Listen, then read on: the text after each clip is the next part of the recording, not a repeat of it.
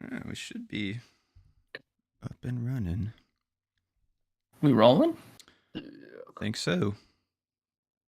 Oh boy. My tech skills. But also, Oh yeah, I just got the notification. Official.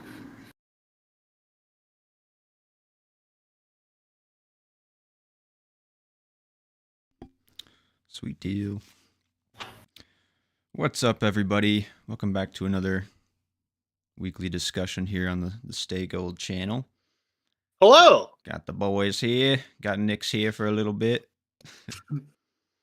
Hi, kid. Yeah. How's everybody doing? How's everybody's week going? cooling it. It's all right. Long so far, and it's only Tuesday, so. Yeah. And Yeah, today's my day off, so just chilling. Low key day for me over here.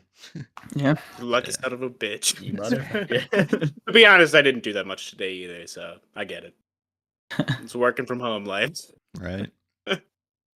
Soon. Yeah. I do envy you guys, you working from home, fellas. But I don't know, I also need like structure in my life. You have to For create sure. your Oh, own yeah. discipline when you work from home. Yeah, definitely. Yeah. It's like, yeah, I would not be good at that. Be like, I'll get to it in an hour. The worst procrastinator, dude. You know how Like, many I times I've done don't- that today? Yeah. Oh, shit. But yeah, we're gonna be talking Succession. Got some Ted Lasso talk. Some Super Mario Bros. Talk, right? A few of us saw it, so probably chat on that. And then end it with our final Paul Thomas Anderson chat. And then some Yeah. rankings, right? We'll Biggie. do some rankings at the end. Yeah, it's gonna be Yeah. fun. Yeah. It's gonna be a fun one. So join us. You guys got anything fun you've been watching this week, or anything worthy of chatting about? I watched Dog Day Afternoon. That was Ooh. pretty good. I gotta get to that one. Sidney Lumet.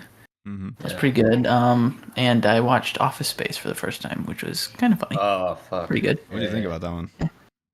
It was good. I mean, for what it was, it was an hour and a half of just a good time, I guess. It wasn't like groundbreaking comedy or anything, but it was fun. I enjoyed it. The fucking printer machine scene always gets me. It's just so fucking Yeah, good. the characters in that movie are great. It takes like kind of a strange turn.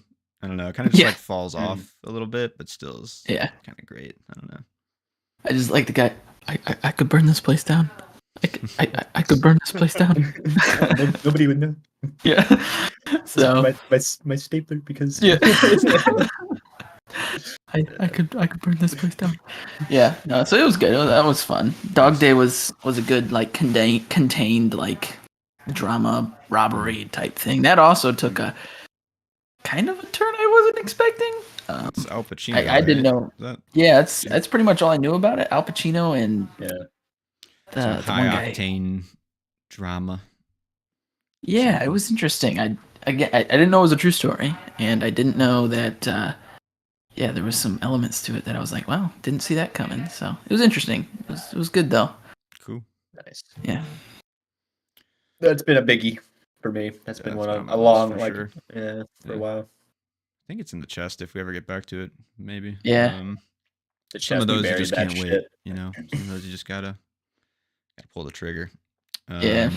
Speaking of pulling the trigger, I Oh. watched The Hobbit, the final one, the Battle of the Five Armies. I was like, Huh? something about it. Oh. I was like, I'm going back to the franchises I never finished, kind of. All right, rip into Okay. it, Matt. Let's hear it. I gave it It deserves it. 1.5 It fucking stars. It was devoid of like almost any like life I felt or like any joy. Yeah. I was just like, Mm. why? I don't know. Which I mean, sucks because I thought looked the like first two shit. Hobbits are like good. Like they're okay. First At one was least fine. the first one is First one's I like a lot. Second one is yeah. like better than the first, honestly, as far as like I can watch this Just movie. It's paced. entertaining, you know, like. Yeah. And then the third one, I do get that. I know why I didn't watch it, but I just like put it on while I was working one day. 3 hours or 2 hours and 40 minutes of just straight up nonsense imagery and characters I don't give two fucks about. Like it was crazy. I don't know. Yeah. Terrible. Absolutely terrible. Sorry, I just felt bad for sorry you Peter had to go through Jackson. that. I was like, Did you The just like? studio really fucked him, to be I honest. think he just like clocked out and just like turn the camera on, just fucking go, just cap it like, off. yeah, fucking, seriously, yeah. like it was just. It Just was like bad. drunk Yeah. every day of shooting. I know it took a lot out of him. Like I Fucking remember hearing like some Yeah. interviews, but Yeah. it was just bad. I mean, you knew it. I mean, I don't know. Did you guys? Wait, were we talking about those? this last week, or was I talking about this with other people? Where like apparently the only way that he would do those, like apparently somebody else was supposed to direct those initially. Yeah. Gilmore And then- del Toro, Del right, Toro, or something yeah. like that. Yeah, Yeah. and I guess like he like backed out or something, and the only way Peter Jackson would do it, I guess some people didn't get paid or something from Lord of the Rings, like a lot of the like crew and shit. I guess, and I guess like the only way that he would do it is if like they got Yeah, paid, money, and they yeah. finally like did that shit. He was just helping. That's I don't everybody know. else. Good man. Yeah, he was helping out the VFX Look, I artists don't in know New if that's actually Zealand. legit. I like, guess that's just what I heard, but I don't know. probably. I mean, he created an industry with like Yeah. Weta and VFX. I'm pretty sure in New Zealand.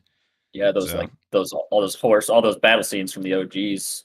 Yeah, Which like, I mean, the big Battle of the time. Five Armies, dude. The armies all are like the same character. They're just the like battle of CGI. the faceless, like they just like smooth plop the faces. same Yeah. elf into every fucking slot. Like ugly. Fucking Well, yeah, couldn't- you saw that one guy who played like pretty much every orc in Lord of the Rings. I think he like passed away like a couple years ago. It's really? like the same guy who's like every orc. yeah. Well, I just mean, in got Lord of the pounds Rings, of it just makeup on feels him. better. In the other ones, it felt like. I mean, there was a shot in the newest one or whatever where there's like a trolls that shoot a catapult or whatever the fuck, some fucking bullshit thing, but. It was like that all the trolls like go down at the same exact like time and same form. I'm just like, you could say it's like they're well trained, but they're fucking trolls. Like I don't know. It's like that was just an element. You're that saying you trolls popped can't be in. smart, Matt? I don't think they're Are you smart enough to discriminating? like get in a marching band format and go down in the same. I mean, it's just the same element replayed 4 times in a row, and you could at least like shake up the timing or something. Like it's just sad. That's what I was when I went and saw the Return of the King in theaters. I couldn't help but every time there was like this majestic, wide open shot of just the cityscapes and all this stuff. I was like, this holds up so well, and It held up on the screen, like- on the big screen too. oh, absolutely. And like thinking about how practical effects they hold up over time, right? But then you get like CGI, but CGI is always evolving, right? So it's like when you do a big CGI mess, you can't always count for that to hold its value. Which is amazing because those those battle scenes were like one of the first take this big ass group of people, dupe them, and we'll make the battalions. But it looks fucking great. Yeah, they did Like put it the actually time, looks the good. effort in. Incredible. Yeah, Even Gollum, like Schmeagol, when they would do close-ups of it, you would think, this is gonna be shoddy, but no, it's so good. He looks so, it's great. Nice. Yeah. Hell yeah. Holds Well, up. I'm glad you guys got the good end of the stick. I just, for some reason, I went to the bad end. Yeah, you should have saw the anniversary, man. It's worth it. Mhm. So yeah, sorry you had to go through that, but what other franchises do you have To yet to myself. finish? I actually watched Bumblebee recently. Ugh. Okay. It was fine. It was okay. It was like better. Talk than about Is it devoid still of Michael life. Bay? Like, is that one No, still Michael Bay? That one was somebody else, and I watched it because this newer one, the Beast War one, I kind of actually want to see that one. So like, it's probably gonna be terrible. Get the fuck out of here, but- Matt. It's Beast Wars. I don't know. It's fun. Who are And you? It's not Bay. I think they're trying to like regain some new momentum with the Transformers shit. So kind of went back to that one. Yeah, I mean, I'll probably watch the Fast and Furious movies. What?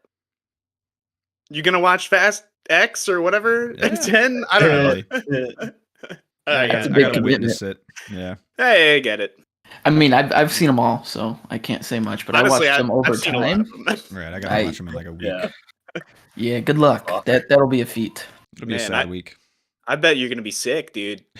You're gonna you're gonna step outside and see a car and you'd be like, fuck this shit, dude. Like I'm gonna be There's 2 good appreciating my ones, family but- so much that week. It's gonna be calling everybody. There's 2 good ones at least, so you got those to look forward to. I don't know So, which ones they are, but okay, yeah, sure. in the shuffle. 5 is pretty good. I mean, it's entertaining. Yeah, I've seen 5, and I've seen like Yeah. most of 7, so I think those are Oh, probably yeah. the 2. I think I read Right. that the newest one is supposed to be like kind of a loose sequel to 5. Really? But they're replacing. I guess like they wrote The Rock out. They had him do like his did. own shit, and because apparently him and Vin Diesel do not get along. Yeah. So they're just like basically like replacing him with Jason Momoa. Okay. Sure. I don't know. Sure. Get another Samoan big motherfucker in here. They're don't know, all dude. loose sequels to each other, aren't they? At this point, so it's fine. It all Sure. makes sense. Other than that, though, I started Twin Peaks.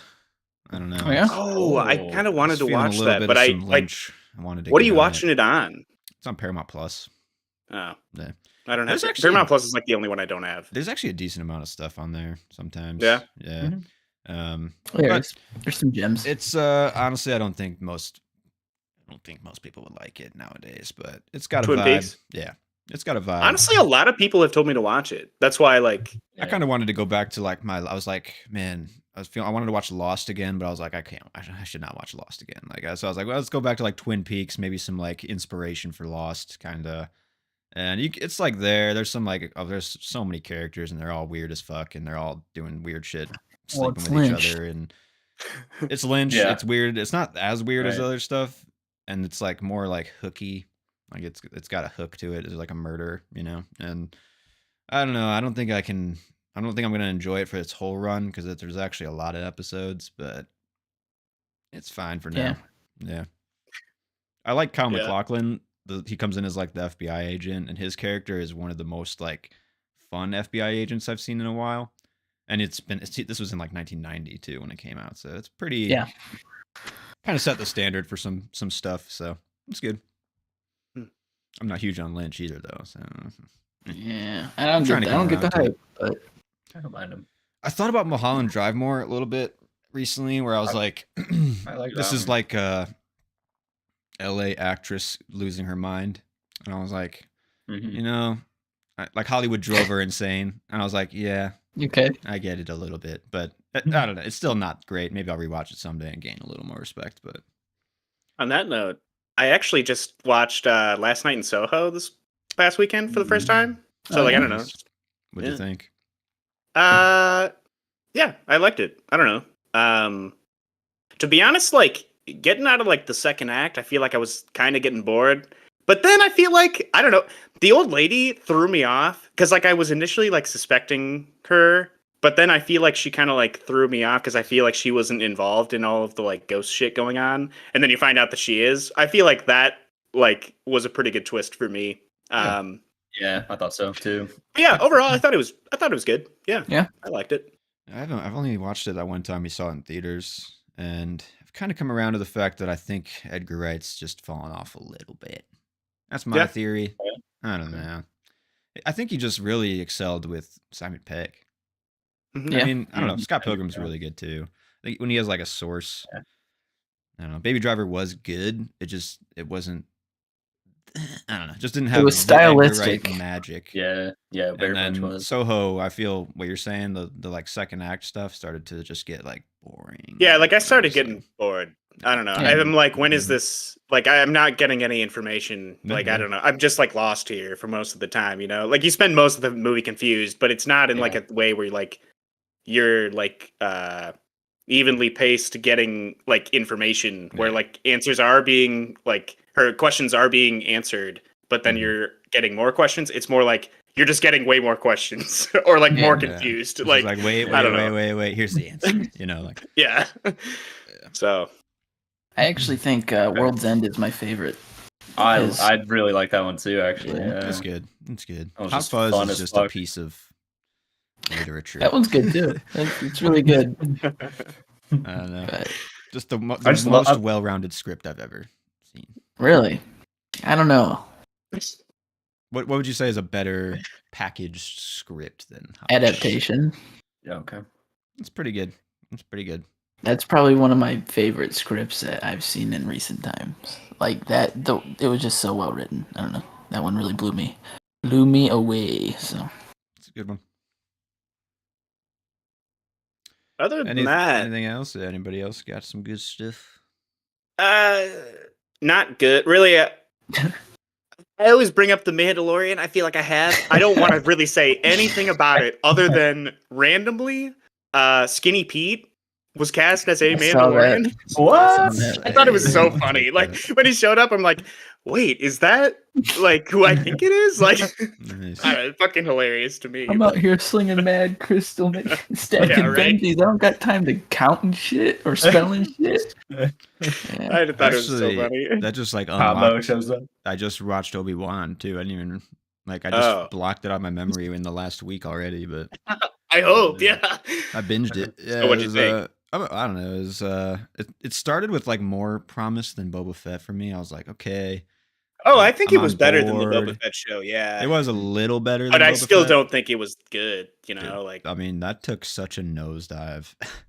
I don't. I Yeah. just don't understand. I mean, you could have cut out like all like you could have had like the first episode and the last episode, and that could have been like the show. oh Like, yeah, it's like all Yikes. filler, and they like it just makes no sense because like they basically were like, okay, so Obi-Wan's on Tatooine waiting for Luke for 30 years, but what do we? I mean, what should we? Let's take him off Tatooine. Let's not do Luke. Let's do Leia. Like they just like made decisions that made no sense in the end to like Obi-Wan's character. And honestly, the direction of that show, like the shot choice, the editing, and like the color work, like between shot to shot, is like some of the worst direction I've ever seen. I swear to God, it's like I don't know, and it's like Deborah Chow, who is like shined in the Mandalorian season 1, but I think that was just like the Mandalorian technology that they were using in season 1. Like it just Probably, was yeah. so bad, and like I Dude, one hearkened thing- to a shot. Sorry, I hearkened to a shot where no, you good. they're all like in gravel. It's like Darth Vader and Obi-Wan. They have to face off in episode 3 for some reason, you know, because they had no other story to do anything like with. And then like Obi-Wan literally like looks around and then he just runs over to a gravel pit. And it just made me think like these were like children like playing around with cameras and like lightsabers. I was just like, Yeah. this is like you're playing like in a gravel pit like you were a kid. It know? is And so it's like, bad. It's Yeah, so like, terrible. Like it's so bad. And I don't dude, know. I even just- like I Yeah. feel like you've been just like touching on like the shots and like the actual like scenes, like what's going on. Dude, what I picked up most, I feel like the dialogue is just terrible. Like the one of the people, the fucking Inquisitors, like the main, I think her name's like Riva or Five or something. yeah, and the fifth sister. or Her whatever the dialogue fuck. specifically so cheesy and Oh, bad. yeah, like dude. I don't know, dude. I don't know. Just takes you out of Yeah, it. Like it's written like as if it's like written. It's like fan fiction at this point. Like Star Wars stuff almost is like, yeah, they put the costumes on, put the lightsabers on, and they're yeah, woo! Like it's just kind of goofy as fuck. I don't know. I'm gonna Dude. go into Andor next though, and I'm okay. hoping it's better. That one, yeah, I think you'll like that one. So I actually saw an article today, like speaking of Star Wars stuff, that like I guess I don't know if it's legit. The last episode of The Mandalorian of this season comes out tomorrow, so I guess we'll find out. But it was basically an article about how they think the Mandalorian's like Mando's gonna die. Because I guess like Pedro Pascal might have had like a falling out with Disney or something. I don't know if that's Shit, legit. okay. I could just be spreading rumors. No I don't way. know. He was their golden boy for a while. We're all sick of Disney. Yeah, I don't know. Speaking of the Disney, now that we're in the Disney dunk corner, did you see that they're officially recasting Kang? That's like a weekly thing. That should be a section of the show every week. The Disney Dunk Counter, honestly. Jonathan Majors, his PR agent dropped him, and yeah, I did see that. Yeah. official recasting. Yeah, whatever. I'm probably not even gonna like the casting of the new person on too either. So like, Yeah. I haven't watched any since, fuck, I think Shang-Chi. Was that the last one I talked to you guys about with Marvel? probably. Yeah, that was the last Marvel movie that I partook in. So I have no interest, period. But I mean, I'll watch Guardians just because I like James Gunn. I hear a lot of good stuff about that one, but yeah, I think that one's gonna be good for sure. It's just Disney is probably scrambling. Did you see the Marvels? Did we talk about the Marvels trailer already last year? I don't think so. Was it good? It looks so bad. It's Like I don't know. Yeah, I know. I pretty agree. much saw it existed, Okay, but I close. didn't watch it. When one of them lands on the moon or something, and like these things are charging after it just looks like they just got some extras off the Disney lot, and they're like, "Hey, can you guys run but make it look organic?" And none of them makes it look organic. It just looks terrible. It's horrible.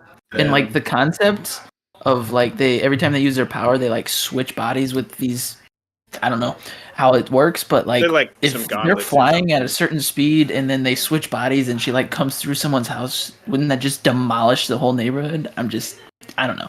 I don't That know. logic When is you're out the dimension window. Marvel hopping, science. does physics actually work? Like, Yeah. I don't know. How big is a You do whatever you wormhole? want. Really? Like at that point, Right, that way, Yeah. real quick. Just invert it. I don't know. I don't know. I'm just saying that looks horrible, and yeah.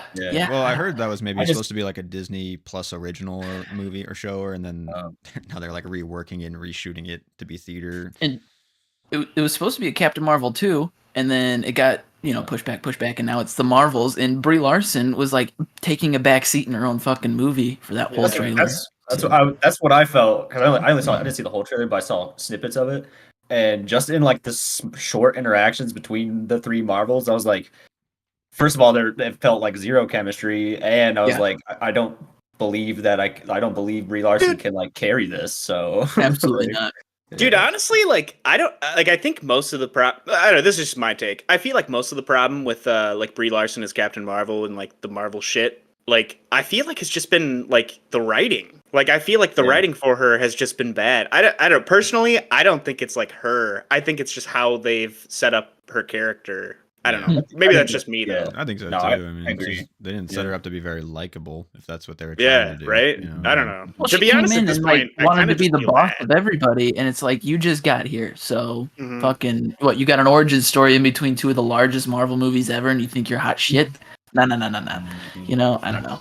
That was just inorganic, and there's a reason Yeah. she's only been in like 15 minutes total since she's been introduced. So But like it kind of sucks because like what you were saying, Noah. I mean, they seem like they don't have any chemistry. It seems like they haven't learned that like what their problem was with the first one. You know, how to like write her better. You would think they would be like, okay, people thought she was pretty cold here. Maybe we can do something to spice Well, it up. I think this is like the tail end of Marvel's, like, because after Ant-Man flopped now and like all this, they said they're slowing down, they're rethinking, they're doing it. So after all this, the Marvels, they already hadn't done. They did no thinking for that one, obviously, still, but right. maybe after that was on the fucking conveyor belt, just waiting to be assembled. make the automatic side. There's hope after, maybe, where they can rethink and refocus, recast Kang, like all this shit. Yeah. But maybe. Let's hope. Yeah. Let's hope.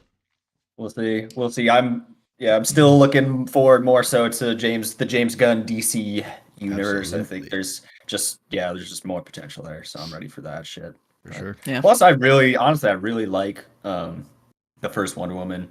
I don't mind the Aquaman movie. It's fine. But I really like Shazam, and I like Zachary Levi. I think he's like one of the strongest things they got going too outside of Suicide Squad and Wonder Woman. But I could That was a honestly, snarl. I could honestly be okay with them taking out every cast member now and redoing everything. Oh yeah. yeah, I don't care. Wait, did I'd be fine if they I kept heard, Henry Cavill and Zachary Levi. I don't need any of them. That's what I'm saying. I don't need it. Like, Oh, yeah. I mean, Dude, the I new heard, Shazam was like so mid, and Zachary Levi's I fine. haven't seen Like, it. Yeah. Oh, did you watch the new Shazam? oh yeah. Oh, I witness shit. everything I for haven't. movies, dude. I have to be there. Let Yeah, my I guess that's eyeballs ingest what I'm. Dude, I heard that they Cultures. I read this a couple months ago actually, that they already like recasted Jason Momoa as Lobo. that's Which, like, good. to be honest, That's a good like casting. before he got casted as Aquaman, or like when he got casted as Aquaman, I'm just like, dude, like, why wouldn't you cast this guy as Lobo? Because like, I don't know if you guys That's know his what he character. looks like, but like, if you look up a picture of Lobo right now, you'll be like, Dark wow, that's hair, Jason Momoa in early whiteface. motherfucker. Like, Yeah, exactly. like, Pale. I don't know. But yeah, I think for me, like, honestly, I'm not really excited for the new DC shit. I'm not really excited for more Marvel shit. And like, I feel like this is weird for me saying this because like I have a fucking bookshelf full of comics in my back room, but like I'm just tired of superhero movies, to be honest. Like I feel like it's like ran its course. Like I feel like it's just way overdone at this point, and I think it just needs to cool it for a while. Like, I don't know. That's fair. I'm with you there. But Yeah. I mean, if they're gonna fucking bastardize some of the comics now too, like it seems like they're kind of diverging and doing shit. Honestly, I feel like the only like comic shit that I've really enjoyed over the last couple of years, but like after Endgame shit, was the latest Spider-Man movie, just because of the nostalgia and shit. Yeah. Like with Toby Yeah. and fucking Andrew. Like carried the movie. that was badass. You know, I mean, but yeah, other than that, like historic fucking yeah. yeah. Yeah, that I agree. movie That did one's fuck. good. I will agree with that. But I love Spider-Man, so Yeah, right. Fucking Like, Willem Man always Dafoe fucks. coming back and just like killing it. Oh, Like, yeah. God, that was awesome. Yeah. So did you guys see that they're gonna redo all the Harry Potters now? Of course they are. We're devoid of creativity. We lack everything. Oh my god. I didn't even like they the gotta original Harry milk Potter, those but this still pisses me franchises. off. Yeah, I mean I like the OG Why? Harry Potters, but Just fucking be original. Make something Nah. Nope. with life. What's that?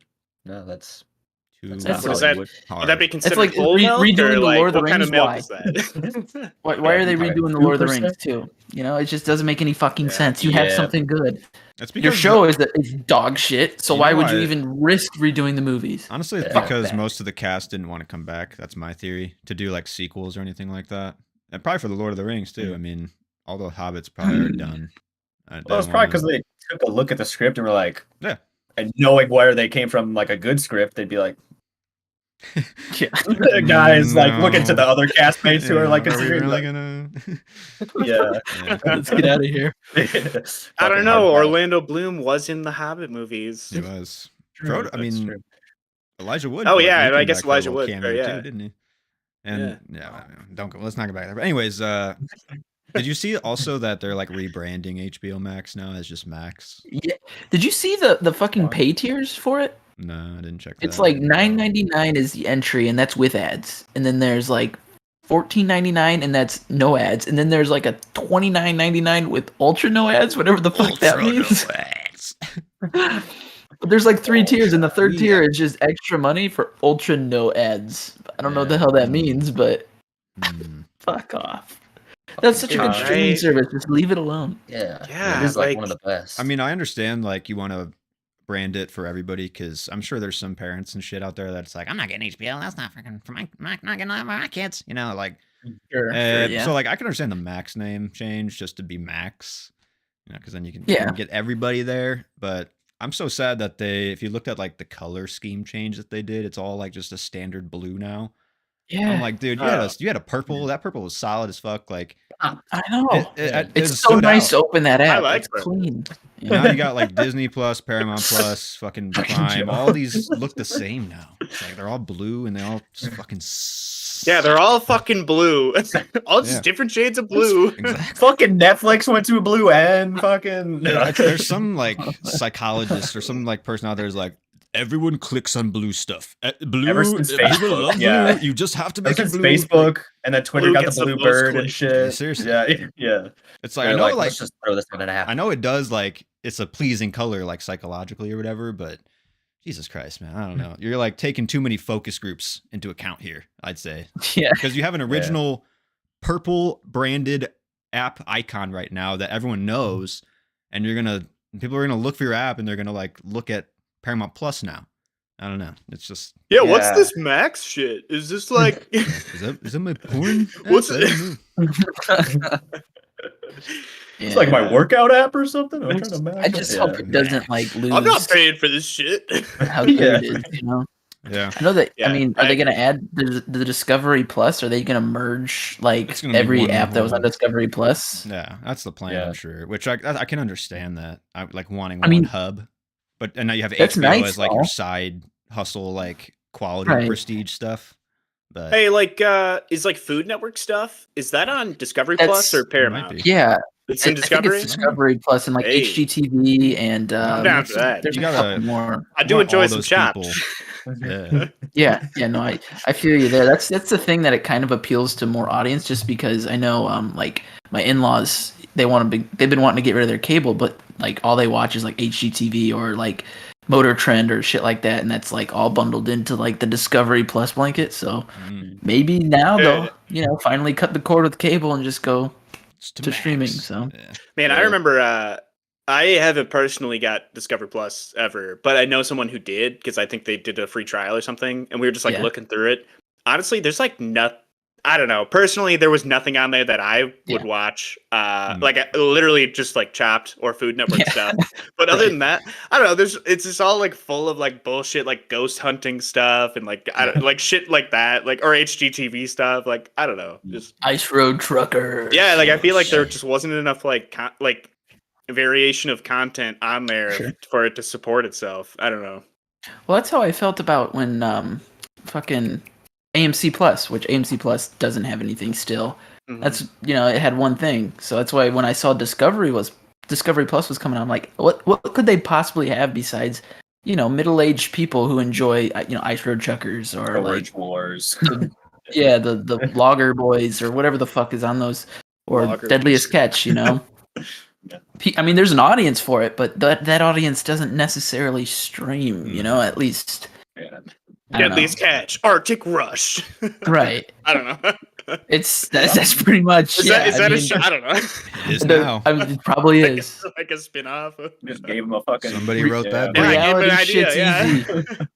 Reality shit's cheap and easy, and Discovery guy, he's just like, yeah, let's do it. Makes me money. Yeah, can we just cut together some shots from a previous season? We'll just make it a new season. No one will notice. No one will notice it. How much stock footage of fish do we have? Let's just I don't know. I watched that Alone show for quite a while. That one's pretty good. I like watching that. That was just interesting to like watch people out in the bush fucking deteriorate slowly. Yeah. After watching that, I went out and bought a bow, so and just started shooting a bow and arrow. So it inspired me. Cool. Yeah. What kind of like a fucking just compact bow, like fucking just a recurve bow. Yeah. So just went in my backyard, started shooting my shed. So. Nice. Oh. Yeah. Okay. He split Robin's arrow in twine. I'm not supposed to lose. Let me see the script. But yeah, another piece of little like rumor bit I saw online. I didn't actually see it like confirmed anywhere or anything like that, but it made me Did you just excited. look this up? No, it was put it in the notes. It was the Mike Flanagan Dark Tower series. Apparently, he has like written a few episodes of this, and he's like shopping it around to see who will buy it. But dude, nobody's like really latched on yet for it. You saw this like recently? This was like this week, so yeah. Because like I had seen something about it like months ago. Because that's the same guy who made like Bly Manor and Haunting of Hill House and Midnight Mass. Because like, dude, I was reading that. I don't know. When I was watching those shows, I'm like, wow, this guy is like totally a Stephen King fanboy. Because like I don't know, I was just like getting that vibe. And he respects the source. Dude, yeah, like if this guy makes it, I think it'll actually be good. Which makes me excited. He's 100% the best choice for sure, in my opinion. Yeah. I haven't seen all of them. I've seen Midnight Mass. That's kind of it. But yeah. I saw that information, the Mike Flanagan. I saw that.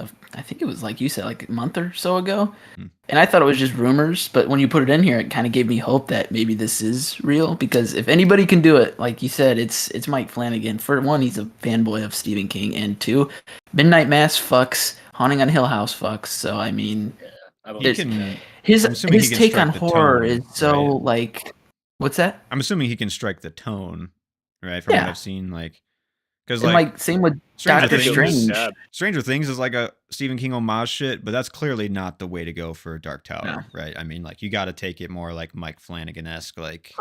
Yeah, and what I at least reading Stephen King, I've read a lot of his books. He like cares about the characters, and like most of the books, it's just like fleshing out characters. The Stand is just pure fleshing out characters. It's character studies for a bunch, and he does not leave anything to the imagination. And with Midnight Mass, Mike Flanagan, that's what he does. It's a horror film, but it's like about the characters. So I think he could, and that's what the Dark Tower series is. It's about the characters and some of the best character work I've read. I mean, I love those books. So nice. That's exciting. It excited me even, and I haven't read the books, so I was like, I know kind of what the Dark Tower is about. It seemed like it's up my alley, but if Mike Flanagan makes it, I'll watch it.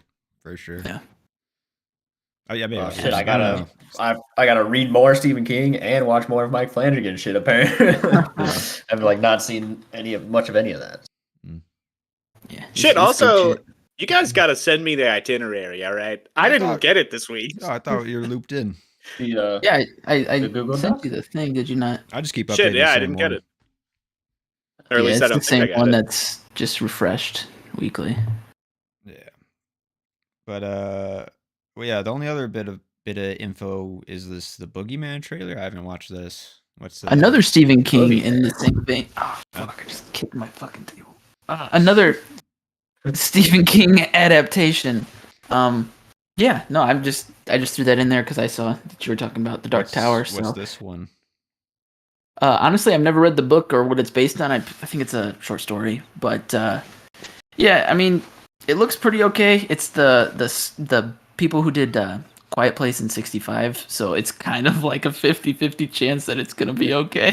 So we'll see. Yeah, I'm a little nervous when I saw that they were kind of the writers, just because. Are they directing it and stuff too? What's the? No, I don't think they're directing it actually. Let me get the official director of it. Because I'd be a little more confident if they don't have their hand at the helm. The problem is like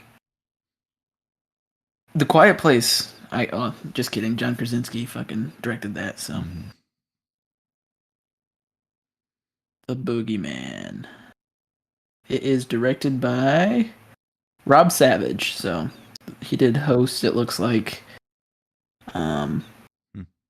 It's really his biggest movie, but I've never seen it. So. Okay. But yeah, so I'm a little up in the air about that one just because I saw who was at the helm after watching 65. It's kind of just left a bad taste in my mouth. So, Rolling and it's the dice like a little bit. the Boogeyman kind of gives off the vibes of the creatures from Quiet Place, which is kind of disappointing. Like they were cool and they're cool in the Quiet Place universe, but you use that kind of same design and the slimy look. It just kind of like takes you out of it, I guess. I don't know. It just didn't feel. Assets. I mean, the Quiet Place monsters reminded me of some of those from like Cloverfield a little bit when I first saw it. Those like monsters. A little bit. Yeah. But yeah, shouldn't recycle shit. I feel like that's just I mean, come up with a nice, cool design. I mean, you can make something super fucking chilling. I don't know. Fuck yeah, man. And it's PG-13, which is kind of a bummer, just because you're kind of limited. I think it's gonna try to be as scary as it can, you know. Yeah. Right. No, I feel like asking a character designer to like, hey, just draw some like fucked up horror shit.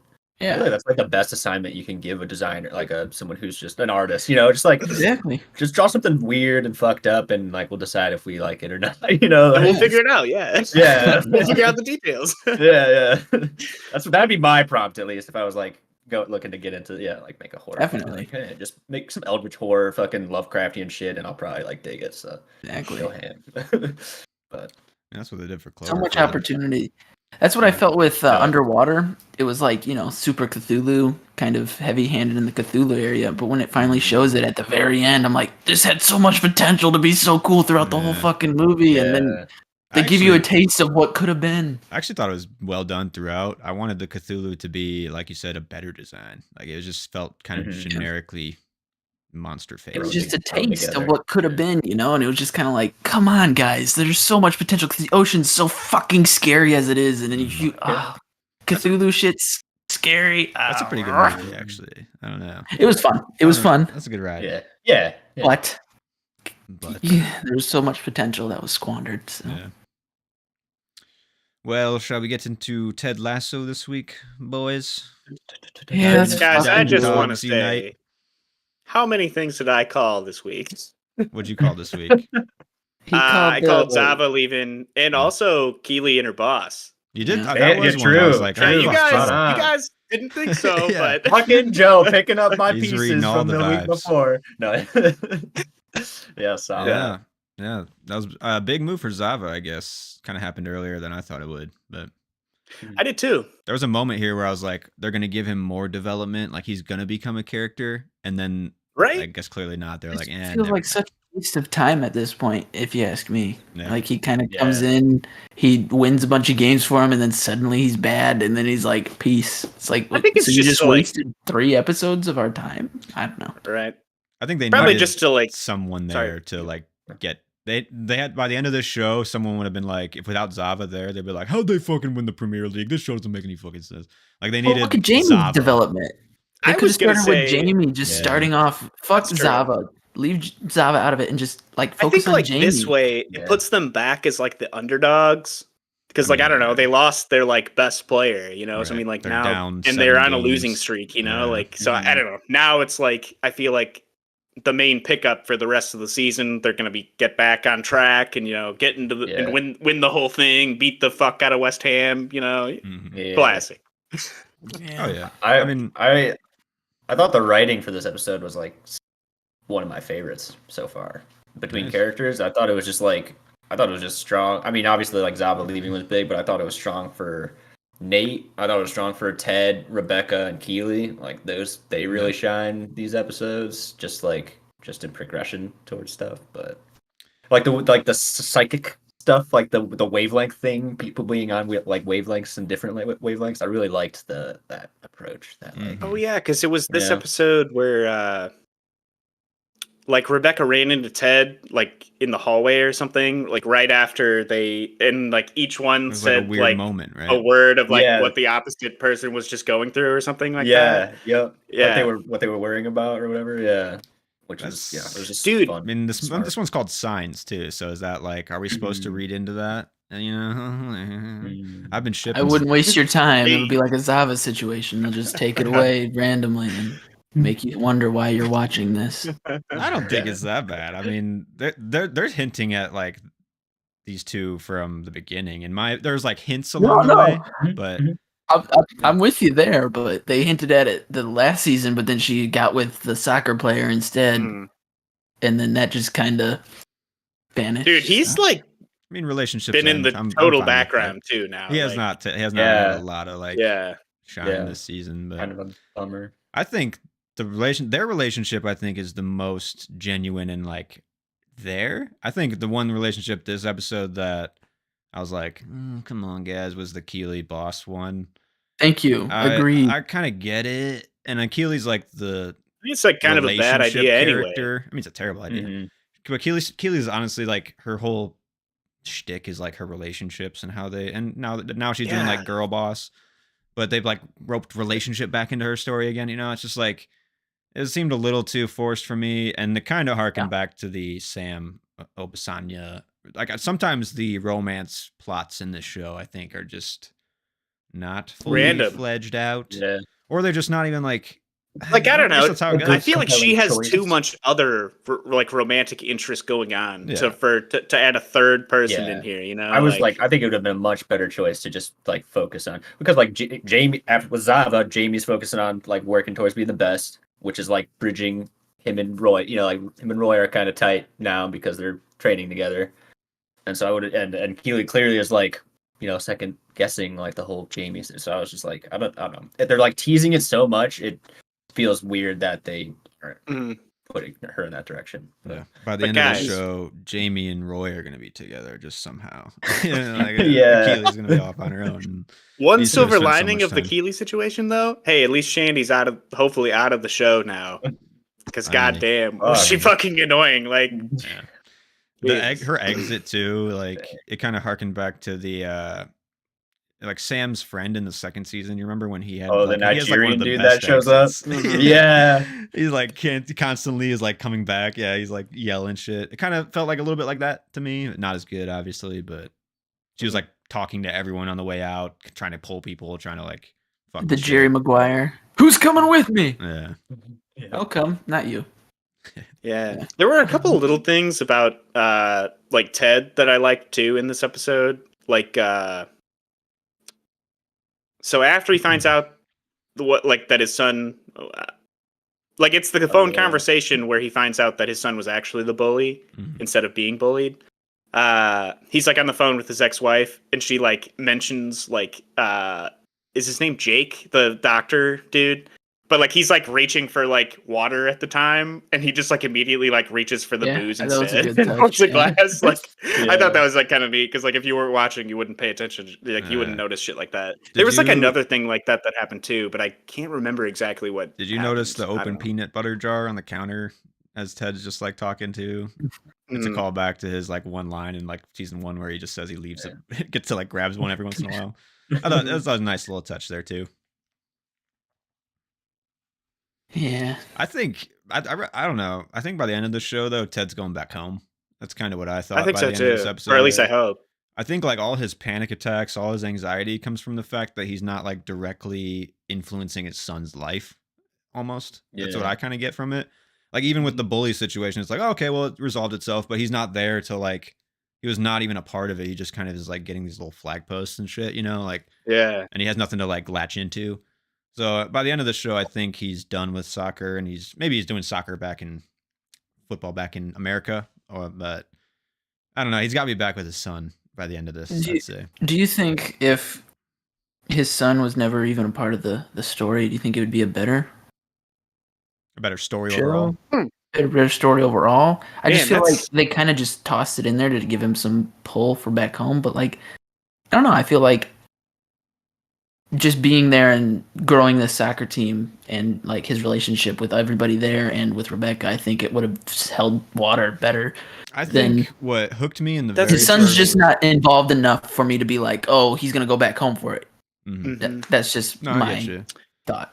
Well, Because like even with his backstory and like I don't know his dad doing like committing suicide and shit when he was 16 and like I feel like that would still work like with his like coaching aspects probably better than having a son. So I kind of agree. I think like it's important to have maybe not the son character specifically, but the wife character for me, because the first episode, what really opened up the show for me or really brought me in was the end of it. When you see Ted the whole episode, he's this positive, peppy guy. He's super, hopeful.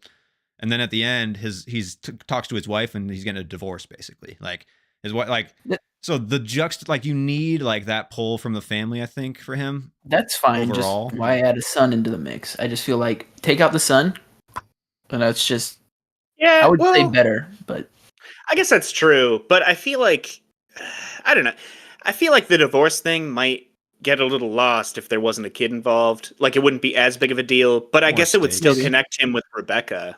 exactly. She's also that's going what I'm divorce. thinking. Yeah. Yeah, true. You're thinking the son's gonna connect him with Rebecca, or Oh, I was thinking that just like the divorce would, because she's Oh. also going through a divorce at the time, well, or I'm thinking was a divorced. theory that I could get behind is that now that it revealed that Rebecca can't have kids, which was a great scene. I thought the reveal of that was really well done. Oh, that they were But, gonna. Well, I mean, now he has she could have a surrogate child with Ted's kid. I mean, Yeah. blah blah blah. But like, if they get to like, if that happens, I mean, she will still have a family with Ted. So, I don't know. Or Ted will just have the kid. Another kid. He could do it. Here. No, I mean, watch the kid come over to the UK and just one big happy Chills there. family, right? Yeah, he just plays on the team. Yeah. I don't know. I don't think Ted. Youth club. I mean, they kind of hinted at it when Leslie was. Is his name Leslie? When he was like, "We got to get rid of Ted" or whatever, and it was just kind of like, "Oh, there it is. The seeds have been planted. Now let's watch it grow." Dude, But- 'cause- yeah, I said that after the first episode because like they're really like stressing that like he needs to do good this season, and like I don't know, he's not a fucking like soccer, like he doesn't like a football, a fucking soccer coach. So He's like, a vibe coach. yeah, Coach He's on like the vibe. guy from Olivet, the hired hype man that Olivet had. What was his name for all the events? Just I go don't out there, know. scream and What's shout, get everybody Wait, hyped what? up. I need to hire a hype Told man. you. Shit. I forget his name, but yeah, he was just like the hype man at Olivet, but they gave him some title of recreational, whatever the fuck. Mhm. picture All him just, like bullshit. walking around the parking Hype lots and shit, officer. like hyping people up. Yeah, like fucking confetti poppers just whip it out or something. People are just going to class. He's like popping them at people, like. Got a boom Oh, box. Jesus fuck. Speaker. Yeah. Made a note also this episode that Jade, the chick that Nathan is clearly basing all of his importance on at the restaurant, is like kind of like a straight up antagonist to Nate almost, and not a healthy way. Like I know Nate like deserves it at some point. He's just trying to like flex all of his whatever power or whatever, but she like straight up is like, he's like dinner, he's like table for two, and then he's like looks past him. He's like, "Can I help you?" Like it's at a certain point, it's like, Jesus fuck, like this person's not even a good person. I don't know why you're like trying to like be with her. Like, I don't know. I get it, but like I still also don't think Nate's a good person. I mean, he brought his date there deliberately to like like like so I mean like they're both in the wrong. Like I would say like I feel like I don't know. God, it was cringe. It was hard to watch that dinner scene. Yeah. It was oof. But yeah, he deserves it. He does deserve it. I would not wish that upon someone. But... Yeah, I don't know. I mean, is Nate gonna realize that she's not worth it, or is like, I just wonder how he's gonna regain his like value. I don't know. I have no idea. Like yeah, right. And it's weird. I feel like I've had theories. Yeah, right. No, like he's gonna kill Rupert and a new reign. Yeah. Yeah. And then West Ham will be a new dynasty of Nate. The Wonder Kid. The Wonder Kid. I don't know. Sure. The final. I guess we don't have any other comments. I don't know. I think the show's still hitting. I guess Alex, you're probably not feeling it, but no. I liked how at the end the believe sign falls down again. He like takes it and tears it up for them. I did. And, like, I don't know. They're like destroying the symbols of the show because the show's about to end. You know what I'm saying? Like they can do whatever they want. Like they're destroying it, but they're instilling like its meaning into the players. Ted is, and like i.e. like us, the audience. Like it's like telling us we can keep its message in our hearts. You know, if we want to. You believe, Matt? I don't know. I mean, this show's it has a very special niche for like hopeful storytelling, especially in like 2020 times. Like, and I don't know. I'm glad that it's like spreading that message, and I'm there to hear it still. So like, I don't know. I feel the love still. I feel the intention. What do you guys think? Am I the only one here that's kind of like meh about it? I don't know. I mean, going into the season, I feel like for Nate, I have no idea what's going to happen. But for most of the other characters, I kind of already had like an idea of like what was going to happen in the season. And like, I feel like I know what's going to happen at the end. It's just like how they're going to get there really. But I don't know. Yeah. Maybe it's not as good as like the first two seasons, but I still like it. I still think it's good. I feel like it hits in a similar way. Yeah. Yeah. I don't know. Same for me. Yeah, I'm here for the ride. I don't know. Yeah. I do have one question. But like, what example can you point to in the first season that was like straight up better quality than like this season? Like, what was so magical about the first season that is like not here? Can you point? Because like I think it's like it just got old for people. Like, or like it's just been. I mean, I could see maybe that's what I'm feeling. Maybe just getting old, but it just felt like you said, it was hitting at the right time in terms of like it was a good message. It was uplifting, and it's kind of uplifting now, which is fine and all. It's just at this point, it's like what everybody said. Ted's a mess, and it's just kind of like he hasn't really. I mean, you see little things of his character kind of growing, but it's kind of just Ted that's happy all the time. And then other character choices like Zava, the whole Zava thing coming in, I think that could have just been taken out and Jamie could have developed the way he's developing now without the whole Zava thing, or his Ted's kid being involved. I think you could have just taken that out and thrown it away, and that his character would have been just fine too without it. It's just these little elements that they kind of add to give it more flavor, just kind of makes it. It's like putting too much salt on your pasta or some shit, you know? That's true. But I will say, I mean, the kid has been in since, the beginning. So, I mean, But it's been kind of spotty, you know? It's just never, you never really got to know the kid to where you're like... the second season, he didn't show up at all. Exactly. That's what I'm saying. It's like, these things, they're in there when it's convenient to kind of move the plot, but they aren't necessary to move the plot. Like, the whole Zava thing, it just wasn't necessary to move the plot where it needs to move. They could have been, on a heater for these games without Zava, and then now they're just in a stinker again, and now Jamie has to, come up and become the leader that he is supposed to be. And Teddy could have been the man he is without his son coming in and being. I think they needed Zava though to push through the Premier League, because I don't watch fucking football, but if you have superstar players there, Jamie is the best player on the team. But that's a team that just got promoted, so they're the worst team in the league still. Yeah. Like you have to have a star element, and to me, it could be a little side quest of a character, but it reaped benefits with like Rojas's character being so smitten. Like when he's giving his speeches, like all the love that and when he's retiring, him like crying at like that moment a lot. Like so, it's affecting the other characters enough for it to be like. And now they fill the gap. Now all the characters have to fill the gap. Yeah, it created a little more movement in the season, because if you start with just Jamie, you have nowhere to go. like clearly they needed Zava to Also, burn through it. You know? going along with what you're saying too, I think that like main theme moving forward now is that Rebecca and Higgins, Leslie, yeah. like are now starting to realize that like Ted is a bad choice for being the head coach. But like I feel like that would have started a lot earlier if they started off bad, and Jamie would have had to like immediately like boost up to be on Zava's level, like without Zava. Like if you understand what I'm saying, they would have started failing earlier. Yeah, they would have started getting started blamed. off the season bad, and then it would have put a lot more tension on Rebecca's relationship with Ted, because like I'm assuming that's going to be a main theme moving forward now, because Ted is probably not going to be in the right place. So like I feel like that would have at least started earlier.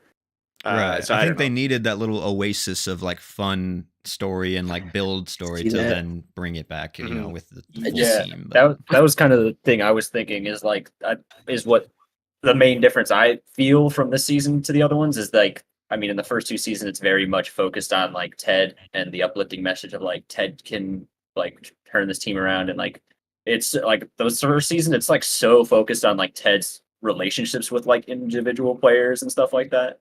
Whereas this season, it feels more like Ted's like hands off. Like he's dealing with it. We're focusing on Ted more because he's got his own. He's still fucking, he's still like having his panic attacks and shit. They're just so like I feel like it's still, for me, it still feels organic in that way, that it's like, oh, like he's the coach now. People get that like his style, so now they're like kind of more independent. The team is progressing in their own way. Yeah, like that's what I mean when I say I think it still feels organic, because it's like Ted has done a good job with the interpersonal side of things with the players, and like and that's just props to the writing, I think. But I think that's like the main vibe or the main tone shift I feel in this season is, I guess, like we're like being teased that Ted is leaving because Ted himself like has to figure some shit out, like he's got his own shit going. So yeah.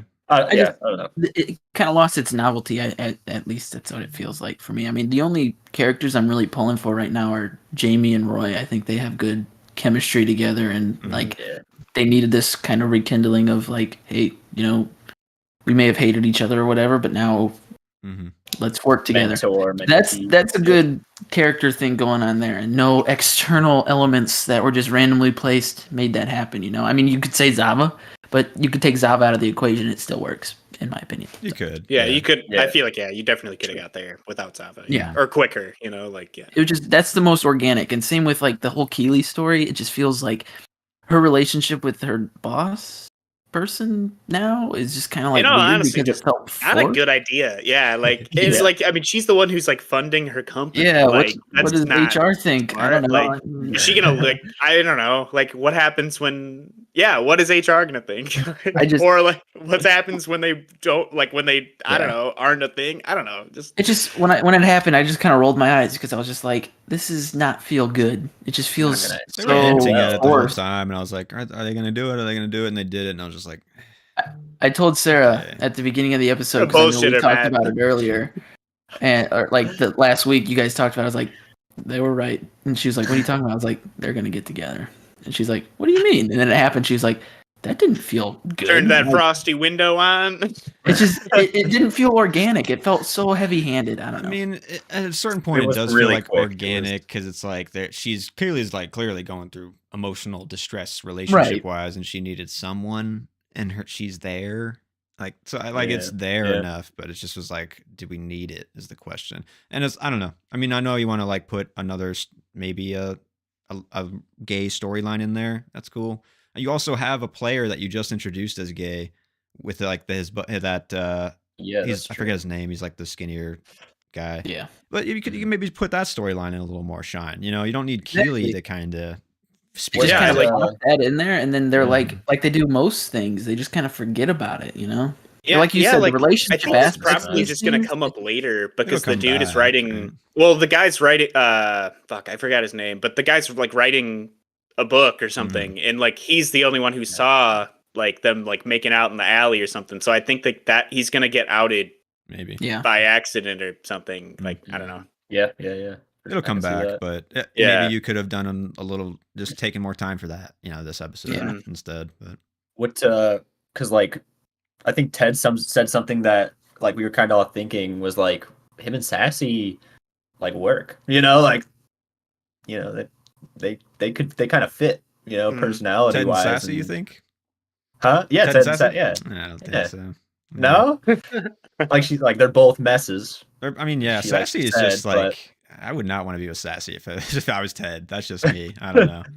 No, She doesn't yeah, care probably about not. Ted, in my opinion, but like, No, she's just looking for that sausage.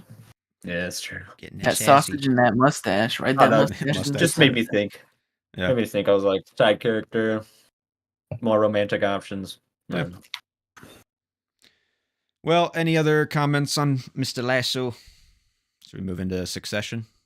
Yeah, I'm good. I don't know anything. I've said my piece. I am also good. Cool. Well, let's get Moving into on. one of the hottest shows running right now, Succession. Fresh off a extremely hot episode, one of the biggest of the series, I would say, almost. Yeah.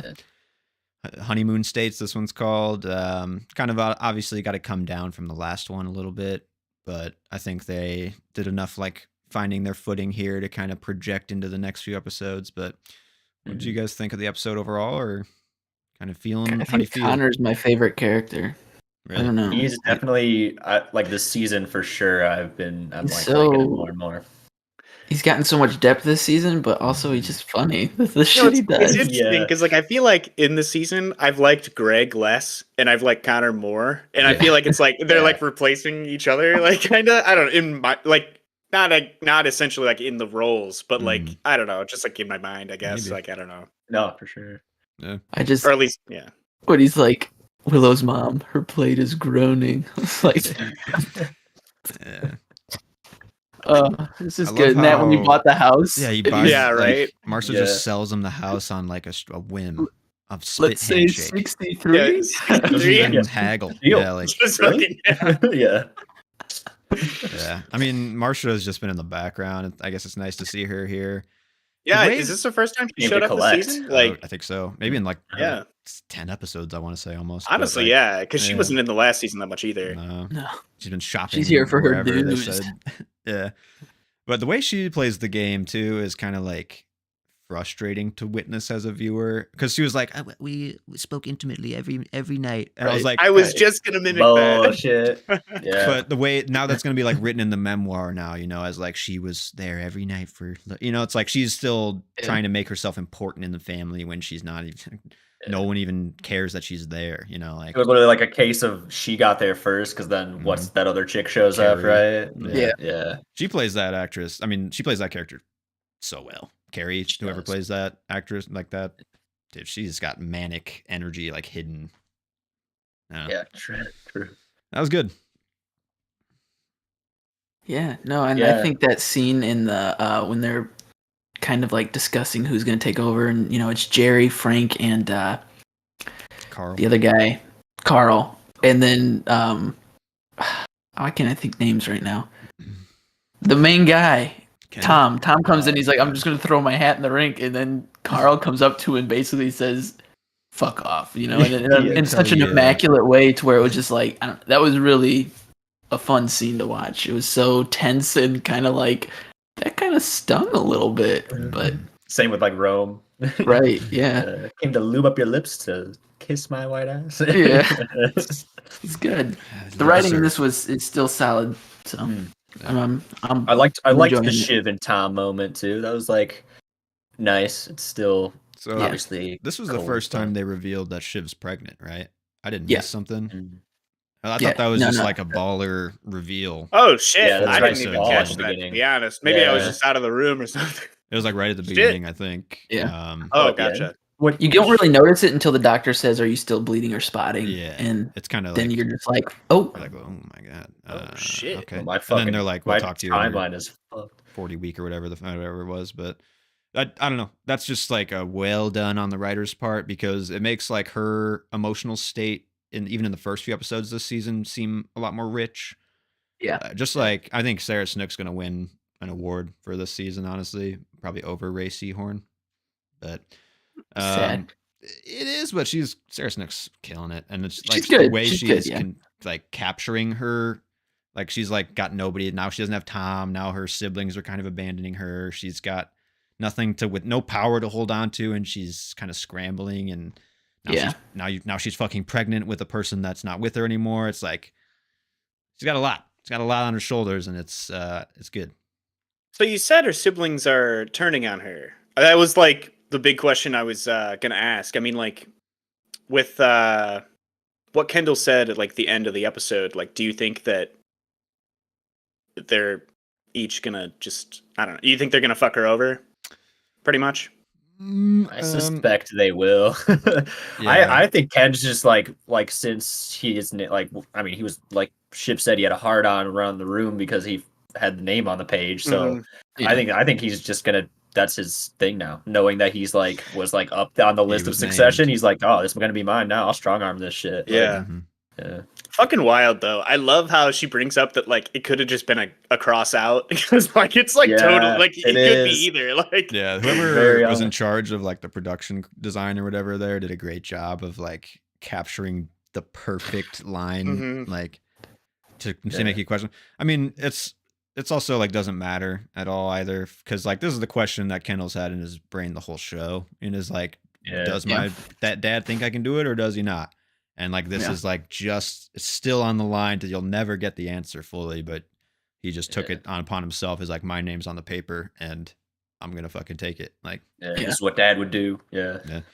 I think my theory on what I was given with this last like bit of the episode where Kendall chooses to take the harsh route for his dad's like obituary or whatever, the news fallout.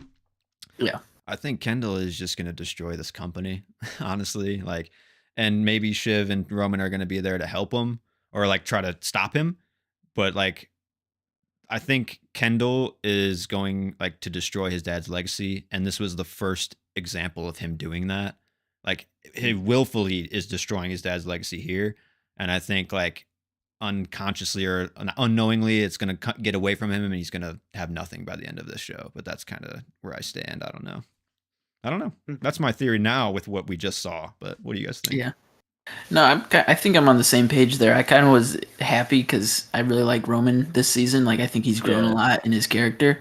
Yeah. And I was like, oh, he's going to get his time in the light, you know, to kind of reel Kendall in. But it turns out Kendall doesn't give a fuck because he had his Walter White moment where he saw his name on the page and he's like, power, good, here I go. So watch that just developed as the struggle too, just like Roman Kendall like fucking dying for it. It might be like the last, you know, like cut away from his family, you know, like because I don't know, maybe I don't know. This show could end in many different places. Yeah, like I have no idea. I feel like it's hard for me to pick out what's gonna happen next with the show. Like I don't know, like some character decisions, I'm just like, why? Like I don't even know why they're doing some things. But I think it's just because like this isn't a typical show that I would watch. I don't know. Like business dynamic wise, backstabbing each other. Right. And also like it's hard for me to pick up sometimes when people like I don't know. Like when people are just straight up like lying to each other or just like I don't know, like to talking to like truthfully at what they're like wanting them to do. Yeah, like I'm like, are they actually like like what are they actually saying here? You know, I don't know, because it's like a lot of things aren't like explicitly said. You just have to like gather, like kind of. That's every conversation between Ken and Stu. I feel like it's like these guys are friends, but like they're not really friends, right? Exactly. Like I don't know. Like, I don't know what to think of that. The like older senior members where they're like vying with the paper and the power and like they're literally handing the paper around to like give responsibility away to the next person. Like people kept coming into the room and they're like, should we tell this person? And then they just come into the room. Should we tell this person? And then they just come in. Like, I love how Greg finds out. It's like, oh, just it's nice to be mentioned, right? Oh, like, am I the number two? Dude, he's such a piece of shit now, man. It's so sad to see it, but he kind of I don't know. He put a question mark by his name. Yeah, you probably wrote down his name so you can remember. He's like, still. But without Logan, for some reason, when these people were all like vying for power without like on the next stages, it kind of like rang true for me. I kind of like understood Logan a little more now. Like all these people have been this way and like disgustingly like beneath him, like talking shit, like, you know, like secretly the whole time they've been doing that. And Logan, that's why he hates everybody around him. That's why he talks shit to everybody. Like he knows they're all there to like suck him dry and be like not care about him at all.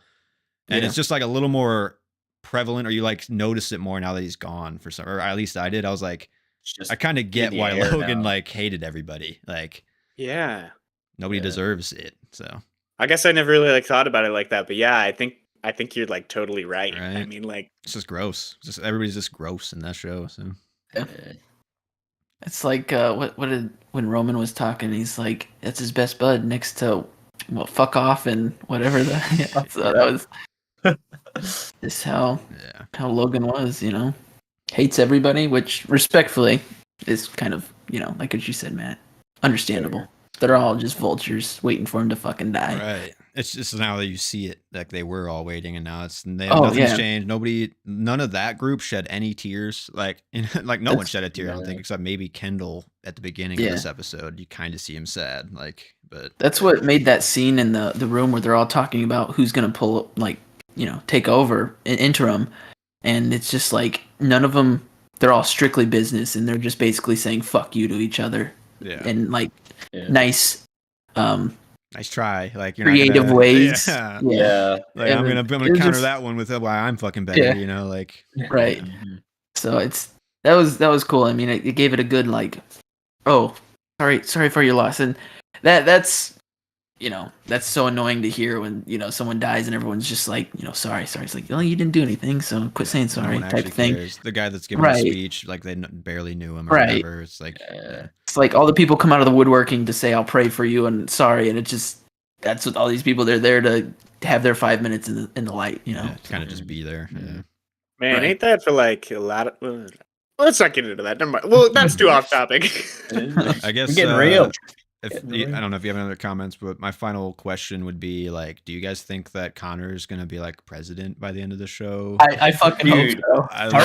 Part of me like suspects that Connor might just like swoop in and fucking take it too. Like, you know what I mean? Like, I don't know. He was like talking about polling at like 1%, right? He's so low right now, but he's still forging onward. There's like, he's still so hopeful that it's like this has to end somewhere for him, the story journey, you know. And I just like, does it end with the presidency, or does it end with just like a fuck you, you're terrible, you know? Like, I don't know. Nah, Connor and him and Willa are gonna fucking just be, they're on an island like sipping fucking margaritas. Like, they'll be. I'm pulling for Connor. Chilling. He's got his own private land. He's gonna be there in the apocalypse. He'll be fine, right? That's what he's so like, proud of.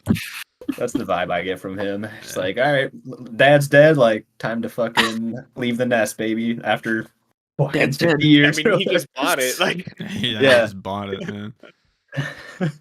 You know, he tells him, Dad's dead. He never really liked me anyways.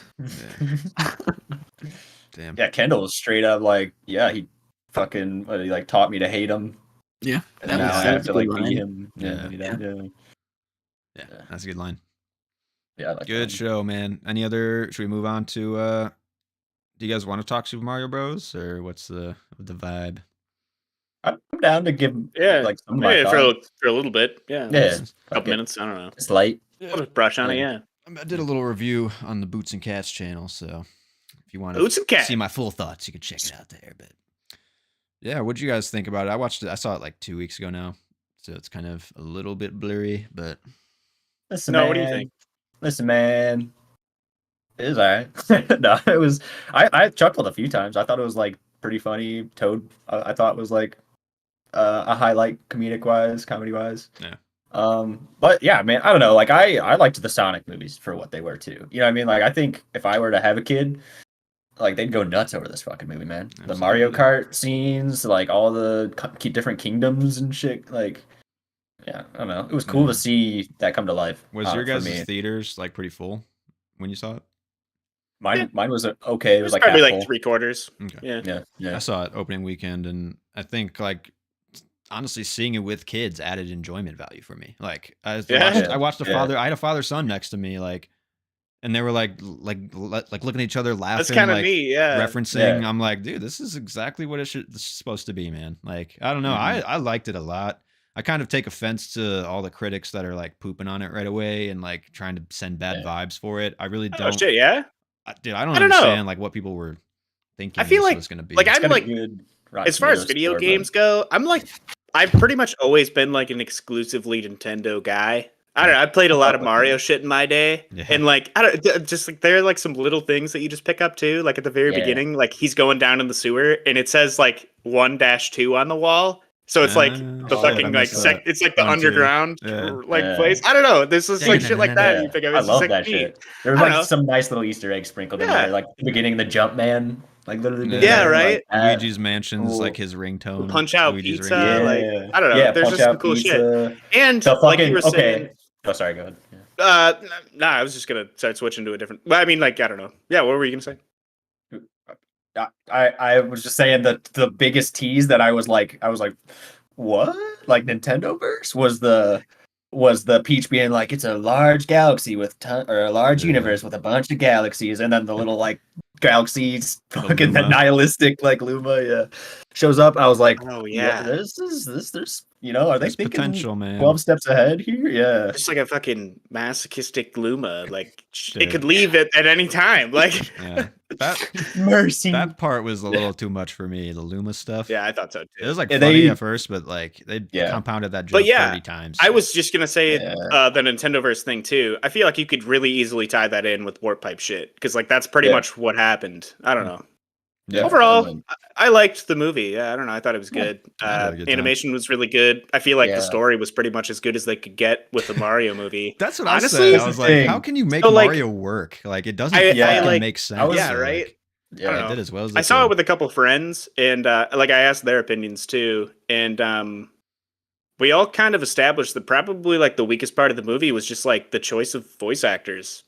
Like, honestly, like, I don't know. Like, it's fine. Like, I don't know why you would go with regular actors for a movie like this when it's animated. Jack Black, I kind of get because he's done animation shit before. But like, why wouldn't you just pick voice actors? I don't know. I know it's like a big budget movie, but like, they would do a better job. Like, I don't know. And I kind of liked how they explained away the stereotypical Mario accent because like, if I had to watch a whole movie with that, it would get old. So I kind of am okay with that. But I don't know. I thought it was fine. I mean, the main trio, like Mario, Luigi, and Peach, were the weakest, I think, honestly. But I think so too. They were okay. They were serviceable. Like Keegan-Michael Key doing some great shit as Toad, and then Jack Black was the laugh out loud moments for me, where his like piano riffing shit, like Tenacious D-esque shit. Like I don't know, he was good, but I understand. Like I don't know, I kind of wanted more from Charlie Day too. I kind of expected a little more flavor there,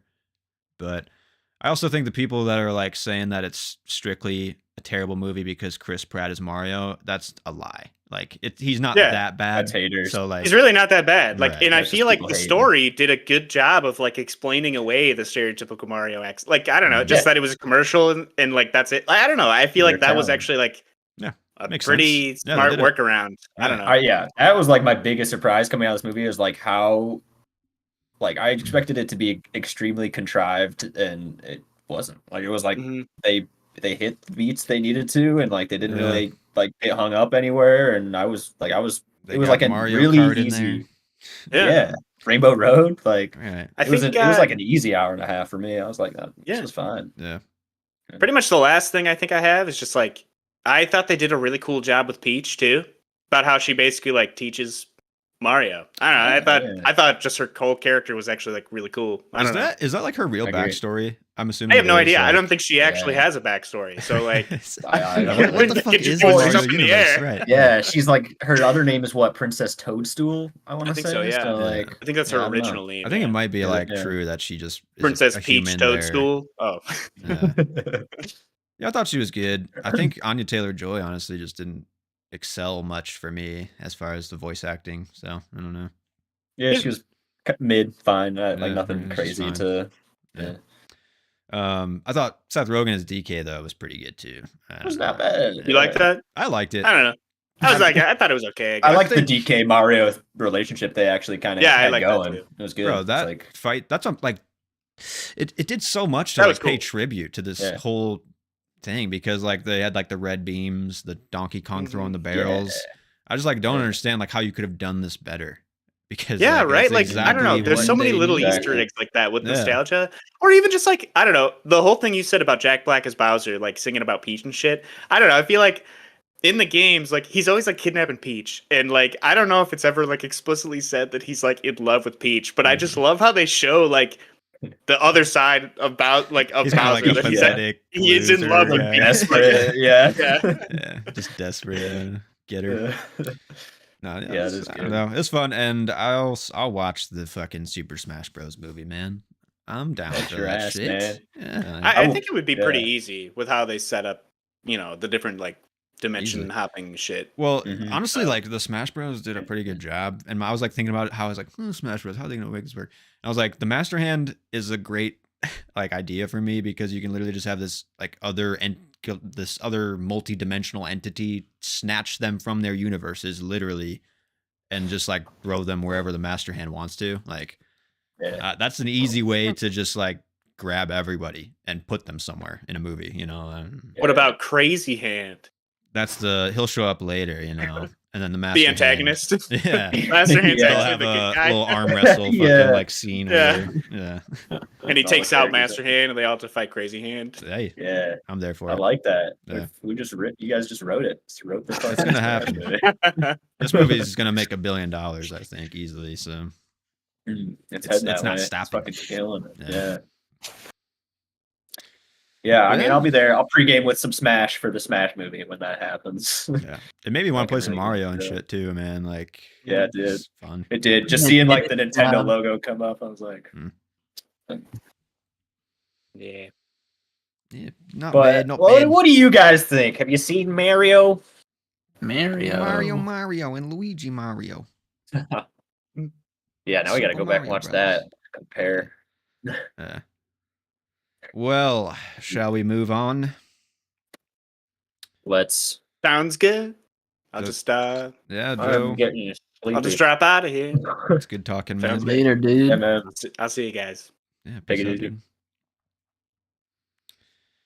Alrighty. It's time. Are we planning? Are we doing rankings separate from this video, or should we just rope it into one discussion? What do you guys think? I'm down for either. I mean, we can just go with the flow. Yeah. Rank them after this. Yeah, I was gonna say start with discussion and then go to ranking and kind of split those up after, however. All right. Well, fucking A. Here we are. Whoa, we're stopping. What the? Wait, where are we? Driver. Oh Where my God! We're at the club. We're at the club, boys. Oh shit! Holy We fuck. did it. They got bottle service. They got it ready. Another director down. Yeah, feels good. Pretty cool. I feel distinguished now. I'm a film enthusiast now. Another feather in the cap. Yeah. You're a film snob now. You can go on Reddit and shit talk. Yeah. Well, have you watched Paul Thomas Anderson's movie? All Yeah. in order to really. Oh, you haven't seen There Will Be Blood? Yeah. I used to be like you. Yeah. You really get the full experience when you watch them in order. So anyone who hasn't done that, I just don't respect. So you don't really understand his evolution as a director. So. You're not into cinema. Right. Yeah. You claim to be, but yeah, this is I don't know, the most recent one. I actually saw this one in theaters. This is the only one. Yeah, I'm a little jealous of that because I had a great experience with this one personally, just watching it here at home. So nice. Yeah, I was a little mid on it coming out of the theater, but I had also only seen like Punch Drunk Love maybe. So like I was just like, but this, I don't know, man. This rewatch, I felt a lot of love come this one. I think this one is a lot better than I thought, and I laughed a lot, and I found it to be a really fun watch, and I liked it a lot more than I thought I would this time. So I think the second rewatch opened up a lot for me. There's a theme here with your rewatches, except for the Master, I guess. You kind of that's true. It stayed stagnant on that, but like most of my rewatches, the movie becomes better. Yeah, that's true. Yeah, just pick up on I'm a huge advocate for rewatching movies, so I watch. I deserve it. Yes, deserve it. Yes, that's true. Because that's true. Let's be fair, I'm not about to rewatch Airbender or Old or no. Sorry, I'm not trying to show nuggets from those movies, dude. You can get so much more when you go back and see it again. I can watch. We're different director. We don't need to get into. Sorry. No. But, immediately I don't know. Like this one just feels more like a Paul Thomas Anderson back to his like style, back on his Yeah, like sure. grind That's a little what bit, yeah. you know. The opening, the cherry bomb just like gives you like the energy level of this movie and the time period of the movie, and then it goes into the super long take where that's his like bread and butter for an opening, where it's just Yep. like the two characters in line and just moves all the way through the photo and stuff like Yeah. that. Great fucking scene. It might have been. And This is something about it for me personally. Sorry, I don't mean to, but some No. of the best or my favorite cinematography might have been in this one. nice. Just there's some fucking juicy shots beautiful. in this. Yeah. Man. Yeah. But yeah, sorry. Go No, on. yeah, I mean, that was good. It's just more of like a slice of life movie. I felt a little more Dazed Yeah. and Confused type, just like For sure. because if you like break down Dazed and Confused as a movie, it probably isn't as good as it should be. But for some reason, that movie is just so fucking good because it just feels so good, like to watch and Yeah, it the does. Yeah. characters. And I just felt the love of like it's meandering. The story like doesn't really go like it doesn't have a thrust, but it's so entertaining that you want to see where it's going next. Yeah. Compared to Yeah. like Inherent Vice, where it's like a similar style, but you don't want to see what's coming next, in my Yeah. opinion. Right. Yeah. Like this You're more one, so like, when's it gonna end? yeah, it's like what the Yeah. fuck is this about? Why is this coming on? And then this one's like, Yeah. oh, that's fun. Okay, well, you know, shit. Okay, Bradley Cooper, fuck, you know, like, Yeah. What's the next adventure? yeah. So Yeah. it was just fun, more fun, man. And Watching what's his name hustle it out, like all the him just trying like fucking trying everything new. I mean, the Yeah. characters, I don't know. I see a lot of people like who really think they're like so unlikable that this movie becomes basically illegitimate because it's like the Really? character you just can't fucking like the character. But I don't know. I related so much to these characters. I thought they Mhm. were so real. I liked how like Cooper Hoffman. I mean, it's Philip Seymour Hoffman's son, which is pretty cool. Yeah, just that is keeping the cool. legacy alive. Really cool. But his character, I mean, he's like the first shot you get of him, he's like leaning out from the crowd. And that's exactly who this guy is. He's standing out. He is confident. Yeah. He's like uber confident. He's got the plan. He's got it. And he's 15 years old. And then like the first 20 minutes are like us as the audience and Alana, the other main character, being like proven that he's not all bullshit. He's backing up everything he's claiming. Yeah. And he's Mhm. actually this good. And he's actually got this going.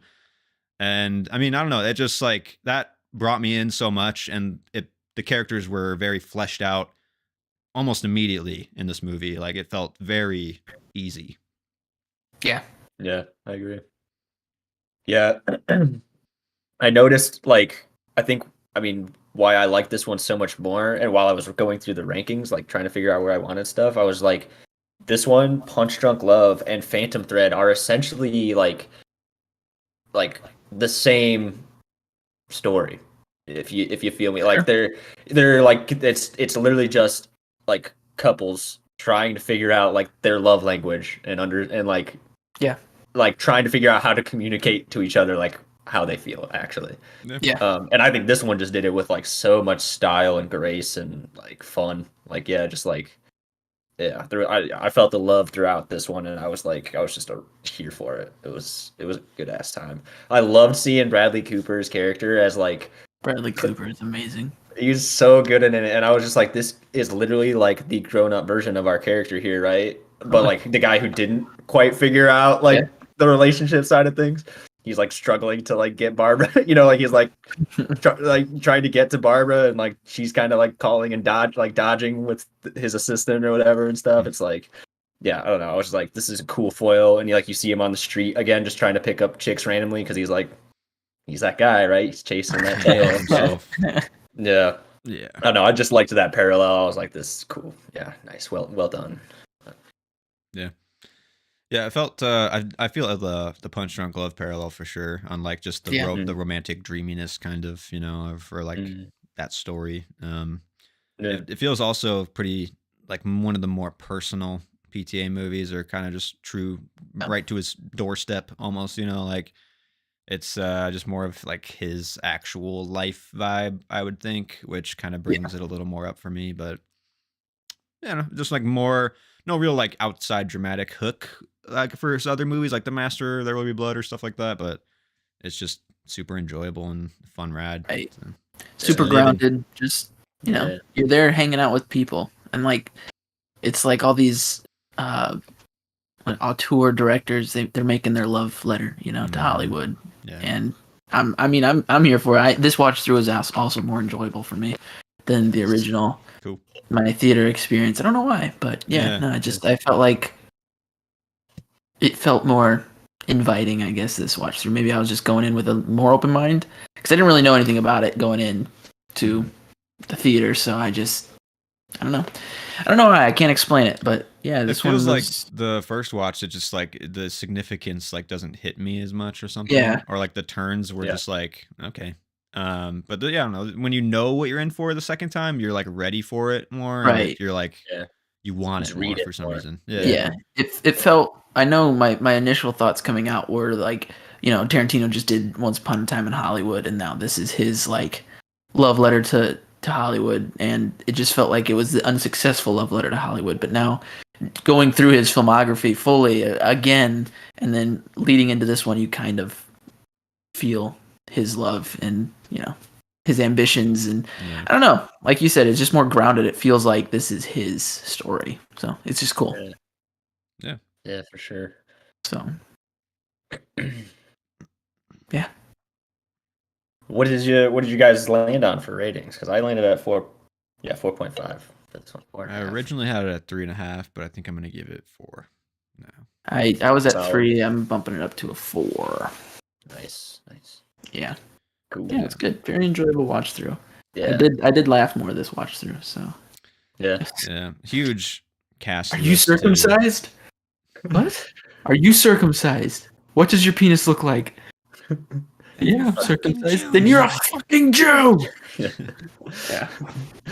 I thought. I mean, they give those chances to the main two. Obviously, they're kind of like relative unknowns. Alana Haim has her band Haim or whatever, but I don't know. I thought using her real life family was a really big highlight too. Cool, yeah. It kind of brought like just straight up like realism, and it just felt real. Yeah. And I don't know. She did pretty good. I really like the line where she's like smoking with her sister, and then she's like, "You gotta stop fighting with people." And she's like, "Oh, fuck off, Danielle." It was like that's like a 10-second cut, and it's just like perfect. Like it is. It's good. Yeah, that one struck me too. But I mean, You're the cast list. Judging me with your fucking judgy look.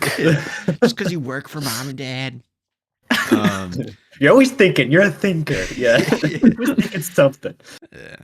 But yeah, the actor list, it's a huge list. I mean, John Michael Higgins, I thought was great as like this racist. He's like translating Japanese to his Japanese wife, like just by giving like this obnoxious accent. Like he ends it with this. Like, what the fuck?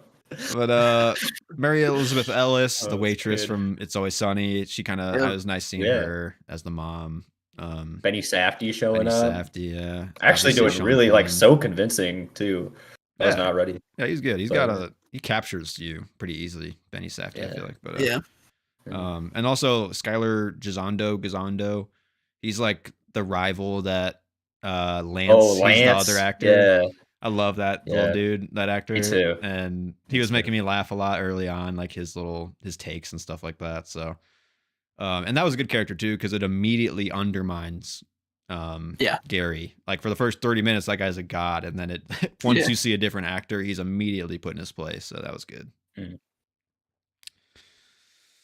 But also I don't know. I wanted to bring up the fact that like these two characters are like such a wide age gap, and I think that also makes this movie like illegitimate to people as like this is fucking propaganda. This should not be seen by fucking people. Like, but I don't know how to phrase this well without me coming off terribly, but I think like this portrayed this relationship like very well. I don't like the age gaps and like the gray areas of relationships are what this movie really dives into. Like with Gary like almost grabbing her boob like when she's like sleeping. Like I don't know. I just feel like some of these movies need to be made, like in my opinion, because like there's still truth in a relationship to that level. And especially in the 70s, get fucked. I don't give a shit. You know what I'm saying? Like they didn't give a shit back then. I don't give a shit now. Like, so like to me, it's like real. And I actually like how it is like a real love story between a huge age gap, and it's done right. And it gives you these like they question if it's right, and they can't help it that they love each other. You know what I'm saying? Like, I just like, I don't know. There's people that would be like 25 and 15. It's just like, I don't know. I don't know how to phrase this without me being like a creeper. No, you know what I'm saying? Like, I was thinking about this on my way home today, and I think what makes it a little bit more tasteful is just like, it's not like she's a predator, if you want to use that word, but like she wasn't actively pursuing him. He saw her, and then he went back home and said, I found the girl I'm going to marry one day.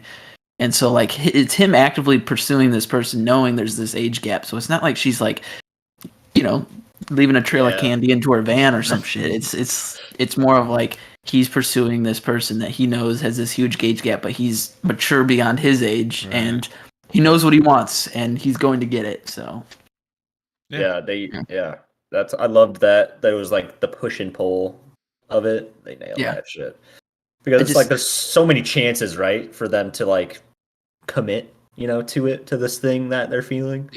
And it's just like that's the like you're literally waiting for that kiss near the end for the whole movie. And it actually feels good to like get it at the end. You know what I mean? It doesn't feel like cheap and cheesy. Because it's like, oh, we're with them the whole time. We know how they have been feeling the whole time, or like the way they've sort of like, you know, the weird games they've kind of been playing to get each other's attention back. But that's the real shit. Like that's how people are. That's what I was like. I came like, if you really want to see like a love story done right, like there's going to be like, our relationship's not perfect. This is not a perfect relationship, nor should it be. Like I think like these two do, like they are meant for each other, clearly in some strange way. Like, and that shouldn't be like frowned upon. Like in my opinion, I don't know.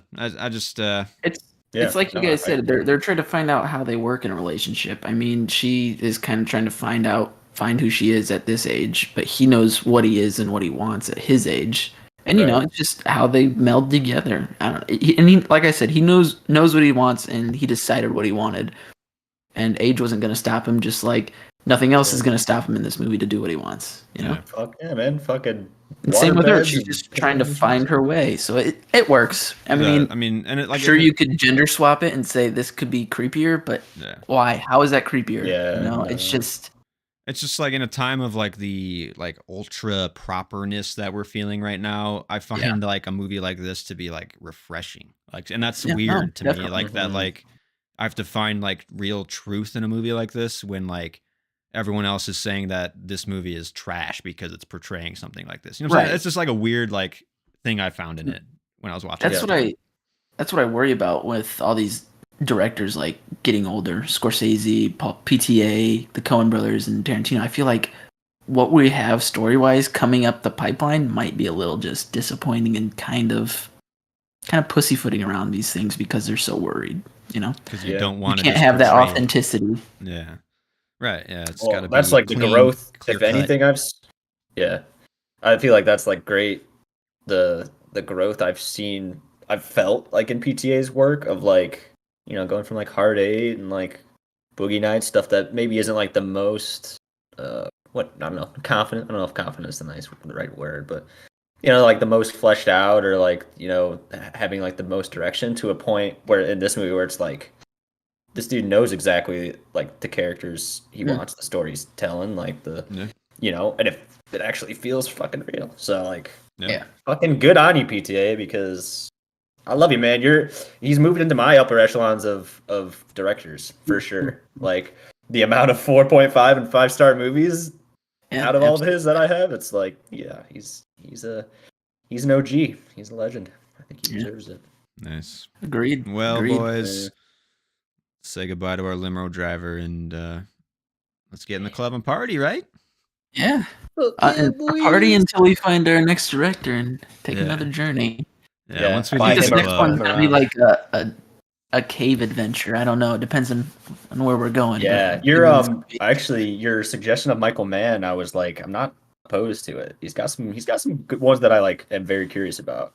I just remember seen Collateral, but you said sexy, Matt, and I was just thinking he's only got 10 films, and I mean they're pretty wide variety. So I don't know, just tossing them out there. I mean, you got Daniel Day-Lewis, you got Al Pacino, Robert De Niro, you got Tom Cruise. So I mean, there's a lot of swing. Colin Farrell, Jamie Foxx. Will Smith. I'm just worried about the later films for his shit because they just don't seem like up to standards. Yeah. I've seen a few.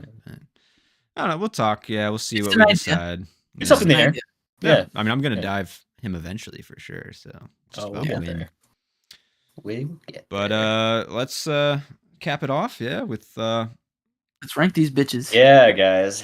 Let's get them ranked.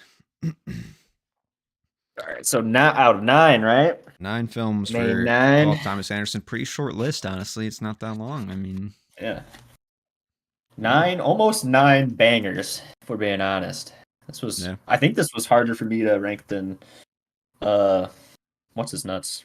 It was for me as well. Yeah, this one just fell honestly pretty the top easily 3 for me. Really? No, yeah, it was just like that was this for you guys was more difficult. For me, it was a lot easier. So yeah, it's fair. My top 2 were like super easy. It was the mid stuff that I was like, I really like. It's disrespectful, for some of them. I was like, oh, where do I begin? Yeah. So. Well, who wants to start her off? Wait, how? You said 9, right? Mm-hmm. Okay, I put his music video that was on Netflix. I put that in there, but that's my least favorite. So I'll just throw that out there now. One or whatever. Anemia. Yeah. That was good though. I thought it was pretty cool. I mean, I didn't like it, but did you watch the Haim music video? No, I haven't yet. No, I plan to watch all his. I would stuff. Yeah, his shorts. Good video. I feel like his shorts are like perfect. If you're like an aspiring filmmaker, they're like very good to see like proof of concept come to life. You know what I mean? Like to see it evolve actually kind of into something big. It's kind of cool. Yeah, but I can start with the 9 if y'all are. Start it up. Hit us. My number 9. It's actually 8. Hard 8. So I'm so confused. Yeah. What'd you say? Hard 8. Hard 8 at number 9. Oh, okay. Yeah. Yeah, I don't know. I think it's just because it was early on. It wasn't like quite, like as fleshed out. There were some holes missing. I think stuff was just kind of left on the cutting floor. So yeah, I just like this one. I just see so many of his other movies later on that like improve upon this one. Yeah. It takes like what he did somewhat achieve in this one and next level. So I'd love to see his cut of this because I know like his original was like 2.5 hours and it was kind of his story rather than the studio's story. But, I can see what you're saying though. An easy lower one for sure. I'll go my number 9 actually is not Hard 8. It's Inherent Vice. I honestly think this is a weaker movie than Hard 8. I've come to terms with it. Like at least Hard 8 like has a defined like story and characters that I can like care about. This one, Inherent Vice, nothing really stood out. Like story, acting, even like visually, I couldn't tell you if there was like a good shot in it really. Like I just don't really think I was given anything. And it can fall back on like, well, it's supposed to be choppy and sloppy, but I just don't buy it. I think it's his worst movie. So that's where I stand on it. I will reinforce you. That is also my least favorite of his. That is my number 9, Inherent Vice. Yeah. And I feel the same way. Hard 8 just actually has structure and has interesting characters, and I did not find that. Brolin was like the most interesting and entertaining character in Inherent Vice, and even that's kind of stretching it because he's not in a whole lot.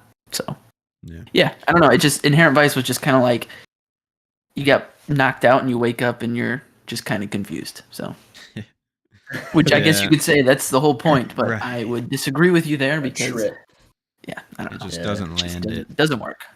But fair enough. See, for me, that's I'll go my number 8 then. You guys are gonna Hard 8. Yeah. Is your number 8 Hard 8, Alex? Yeah. I figured it's got to be towards the bottom for every Paul Thomas Anderson list, I'd say. But I've just like strangely come around to it a little bit more. Like the Philip Baker Hall of it all, I think he was really good in it.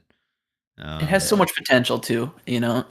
It's there. What needs to be there is there to give you just enough hope for the future. Yeah. Mm. Yeah. I mean, he's clearly trying to like emulate other people's styles and stuff like that.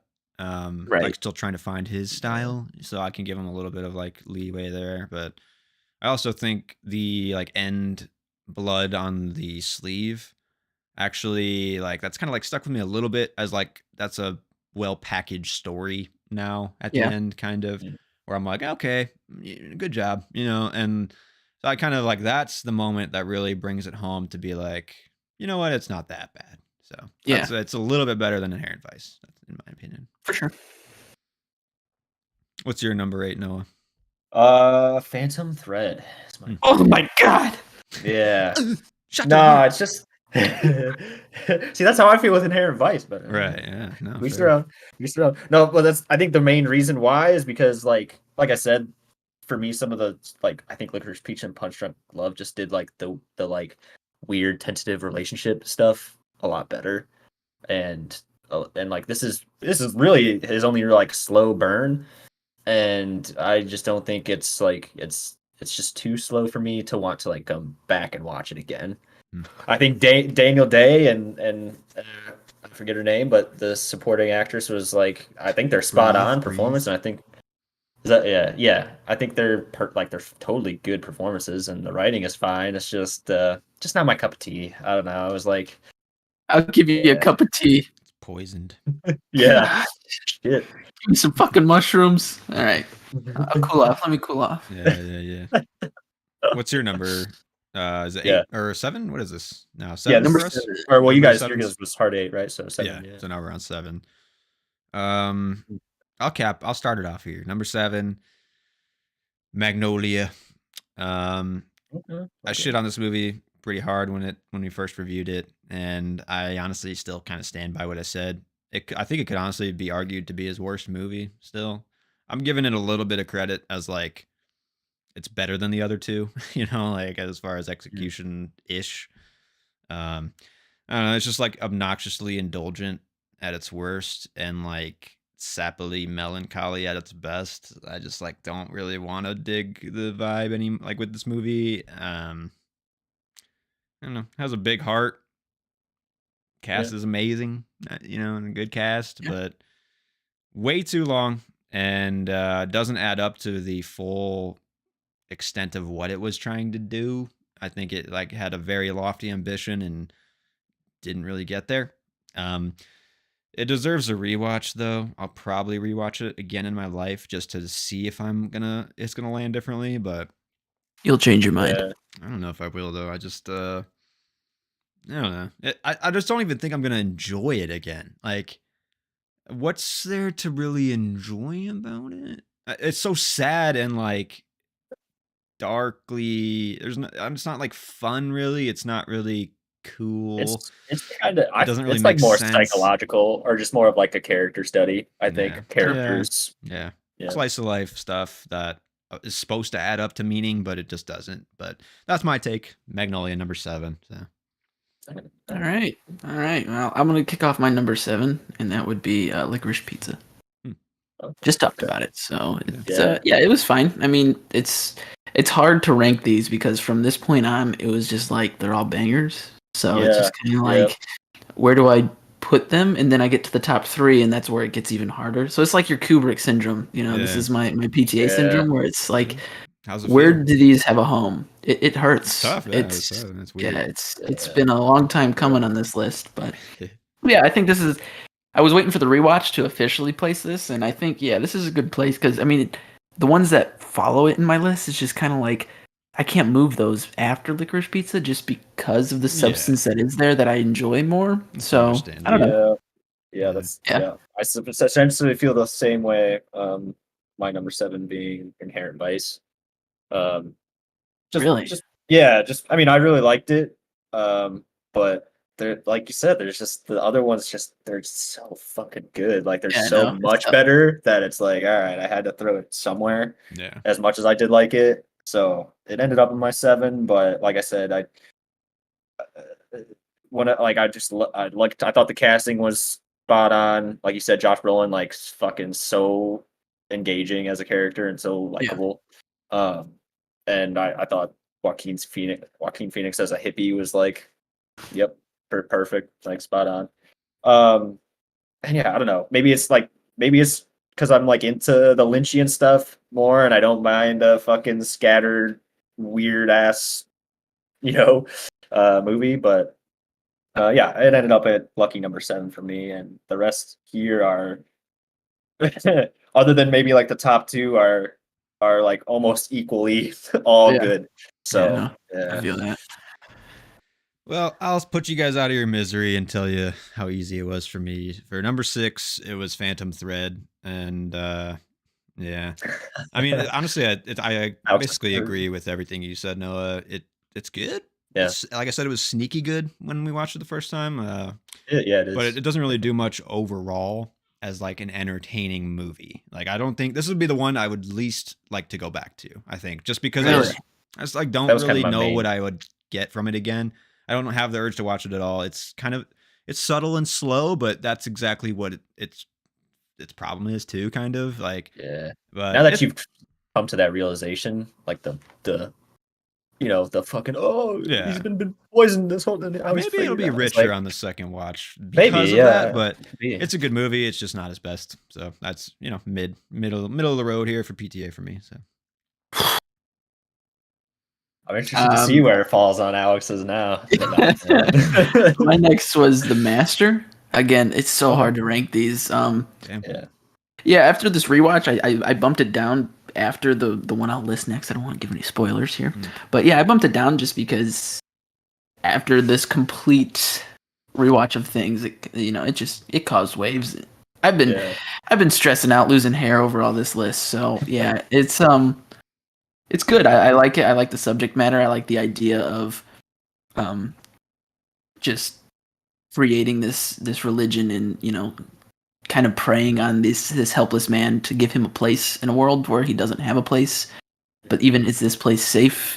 Type of situation. It's just a great concept to run with. Anyone who's like ever searched for a community or like their people, I think can relate to this. For sure.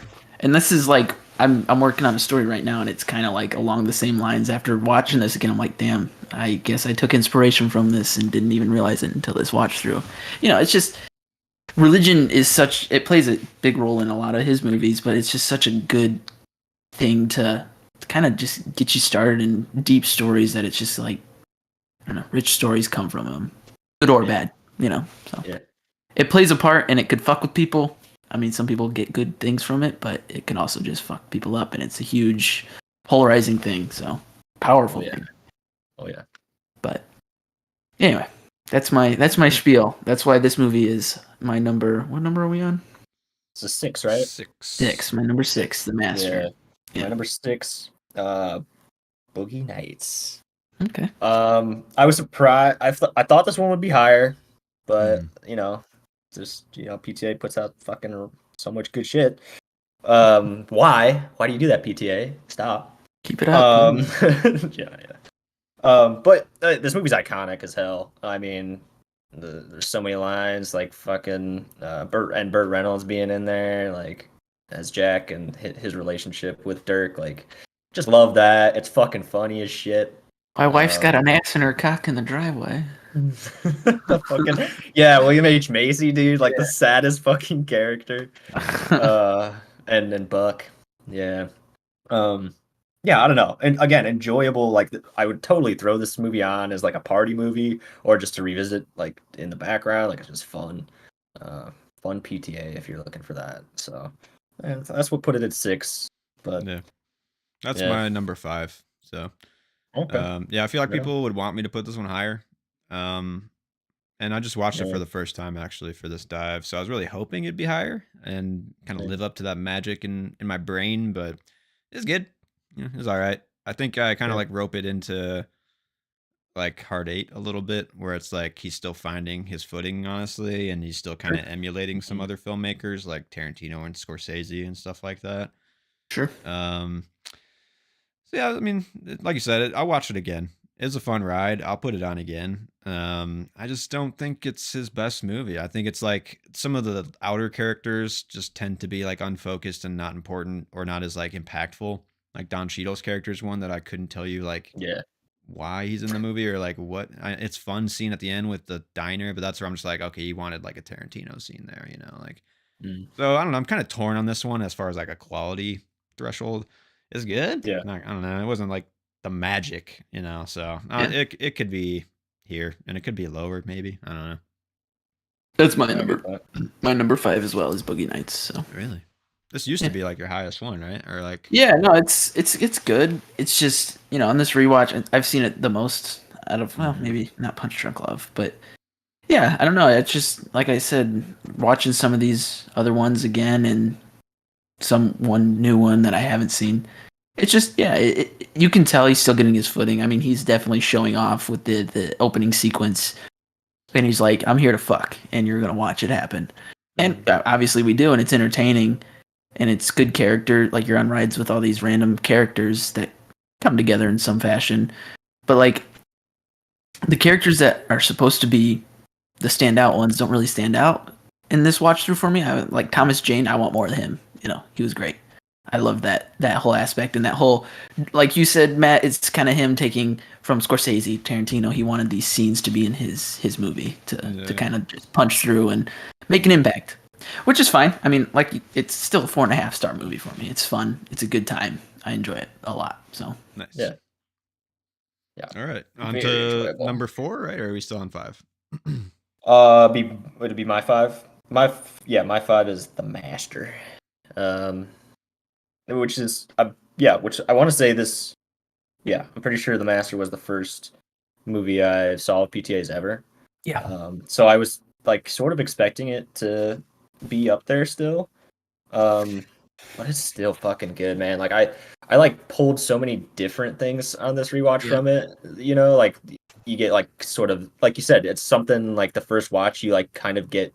You just get like the gist and like but like after a second watch through you just pick up on more things and like you just like soak more in and like I don't know, like I was just able to dive deeper and I was just happy with what I found out of like Joaquin's character and obviously between him and Hoffman and all that. So I think The Master might actually be one of his most well written movies too. But I can see that. I just think it's really good. I'm sad it's not higher, but I know the struggle. I know that's how it goes. When you're watching good shit. Yeah, right. That's my 5. On to 4s. Yeah. 4s. So my number 4, I guess I'll be the naysayer for PTA. He's a great filmmaker. I don't think he's like I just don't find his films to be as important as like other filmmakers. Oh. And they're great films, and I love them, and I love the vibe, but I just don't care that much. Anyways, that said, this is where number 4 is where like they become brilliant movies to me.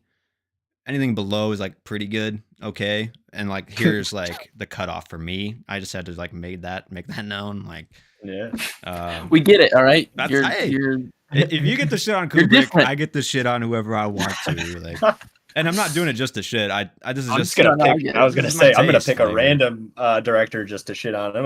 I'll like all his shit. It's just my flavor, my flavor of film. So, definitely. So number 4 was Licorice Pizza, and it moved up from what I thought it'd be. And I consider this to be a brilliant film because of just how much I liked it this watch, honestly. Like it's more successful than Boogie Nights for like the 70s vibe, all the different shit. Yeah. More honest than Boogie Nights, for PTA. It feels more fun. It feels like less like dark, trying to just be edgy than like Boogie Nights, kind of stuff like that. It's got that Punch Drunk Love, romantic dreaminess, and it's got a lot of like PTA flavor just bundled in there, and it was good. I liked it, and it's like a return to form for him. Now I'm glad it happened now, and I'm a little scared for his next movie because it's going back to like Thomas Pynchon Inherent Vice vibes, but I'm glad he made this one, I guess, for Licorice Pizza. So well, cool. That is, I can save time. That's also my 4. For basically, all those reasons. That like you mentioned, it was like the most PTA feeling. Yeah, I got that. Even though I think some of the other ones are like better, it's just like had so much style that I could not deny it. So yeah, up there in 4, and I didn't want to put it too close to Punch Drunk Love because, Punch Drunk Love, phenomenal. But yeah, that's my 4. Where you my landed number on? 4 is, I'm gonna stir up the stuff here. Magnolia. I still enjoy the hell out of this movie. So it's good. It's good. It's good.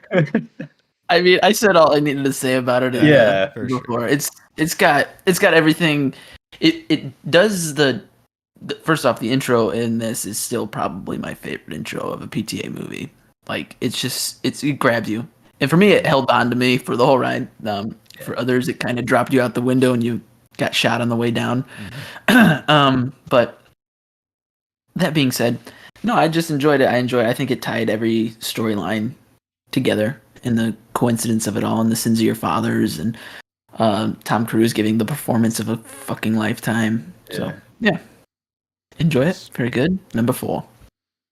Respect the cock. No. Sorry, I had to remind people. Always got to remind people. Yeah. Moving on to the top 3 then, yeah? Tres. Yes. Big time. Yeah. I'll kick it off. So, it's already been talked about a couple times, but for me, it's just a little bit more of one of his better films. Number 3 is The Master for me. Second watch brought it down a little bit for me, but it couldn't bring it too far down from being such a great film, So the performances are great. Characters are a true highlight of the film, I think. Like, it's one of the richest in his catalog, in my opinion. As far like when you put this one on, you get so much from it. Like, the depth is all there, and the characters are there, and the story's there, and it also served as like a send off for Philip Seymour Hoffman as an actor a little bit. So I kind of feel like I'd bump it up just to like give justice to him. Respect. Yeah, I mean, he was fantastic in it, and it's basically his last like prestige role almost.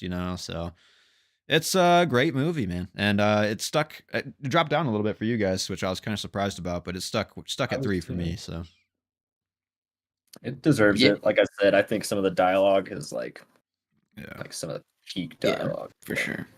These 2 and 3, this is what's got me tore the fuck up the most.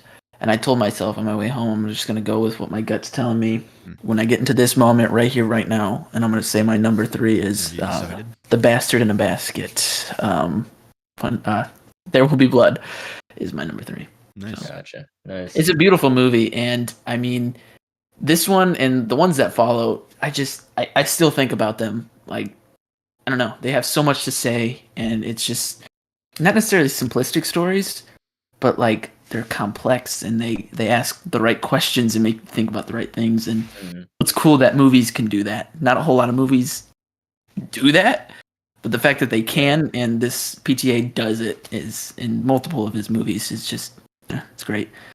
Yeah, I mean, this has me tore up. I won't lie. Yeah, those 2 number 1 and number 2. Yeah, those ones have me torn up. But yeah, go for your number 3. No. I was just gonna say, I think for those 2, you guys chose like some of the deep, like Master and There Will Be Blood, like some of the deep, like they're the type of movie that you're like unsure that you like want to sit down and watch again, but once you do, it's like one of the best reinvestments you can make, right? Absolutely. It's like fucking, it's like you're there for it. It's so rich, it's got so much to chew on. Pull so much, yeah. But my 3 was Magnolia, so it broke top 3 for me. Wow. I think it's because it executes that sort of like scattered storyline stuff well, and yeah, I just felt it. Like, I just felt that when we watched it, it just hit. There's like the character, like you said, sins of the father, like all the fucking psycho babble that goes on in people's heads that like muddles shit. Just struck a chord with me, so that's what pushed it to the top. But good stuff. Yeah. Nice. Good choice. Good choice. Thank you. All right. The penultimate. Waiting for your rewatch, Matt. Yeah. You'll like it. I just don't think the frogs mean anything, man. Like PTA is a smart guy. I think like I watched like interviews where he was like adding the verse because like he reverse engineered the verse into the movie because it like worked. But he didn't like invest it. Anyways, moving on. One of us. You'll be there eventually. So you guys anybody want to start with their number 2 or should I or I can piggyback if There Will Be Blood was your 3, Alex. It's my 2. Nice. Okay. Yeah, because of aforementioned reasons. It's a PTA masterpiece, man. And Daniel Day and Paul Dano out of the park. Yeah. And it's just like I don't know. I'm not like I don't know what other movie tackles like that period of time, right? Like the oil boom. Kind of just like a smart choice to like pick a story at that time. Yeah. Not very common, and he fucking kills it. So just watch it.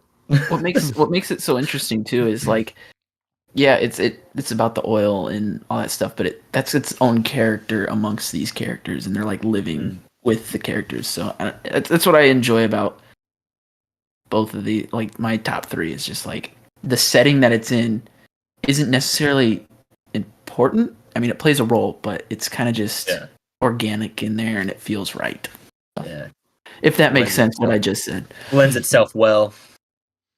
Yeah. Well, my number 2, I did struggle with 1 and 2 on this list. Everything else kind of fell in pretty easily, but these 2, I was like, man, what is the better of these 2? Like, fuck. Oh boy, it was tough, and they're both 5-star movies, so I got to give PTA that he made perfect films, you know. So, yeah. But I settled on number 2 being Punch Drunk Love. I think this is the most PTA movie. I think it is like it tells me the most about like who this guy is, what makes him laugh, how he feels about life. You know, like it feels the most pure to him. Like I would say, and that's why I really wanted to put it at number 1. It's like basically what my interpretation is of like the embodiment of PTA's vibe is almost. It's got like fantastic like low key cinematography. Proved that Adam Sandler can act. It's got a lot of like stuff on like writing on it. Yeah. And it's just so wholesome, you know, and like the dingy darkness of it all in that movie, and it captures that vibe perfectly, and it gives it to the audience, you know, and it's a great movie, man. It's just a feel good and great film. Yeah. That's that. Yes, sir. I agree in all capacities. My number 2 is what my gut told me to do, and that is Phantom Thread. This one snuck up on me. Way up there. There it is. Yeah, I know. This one, There Will Be Blood, in my number 1, which is probably obvious at this point, but I don't know. I still think about them. As Phantom Thread, actually, I think about more than both of these, but yeah, it's just good.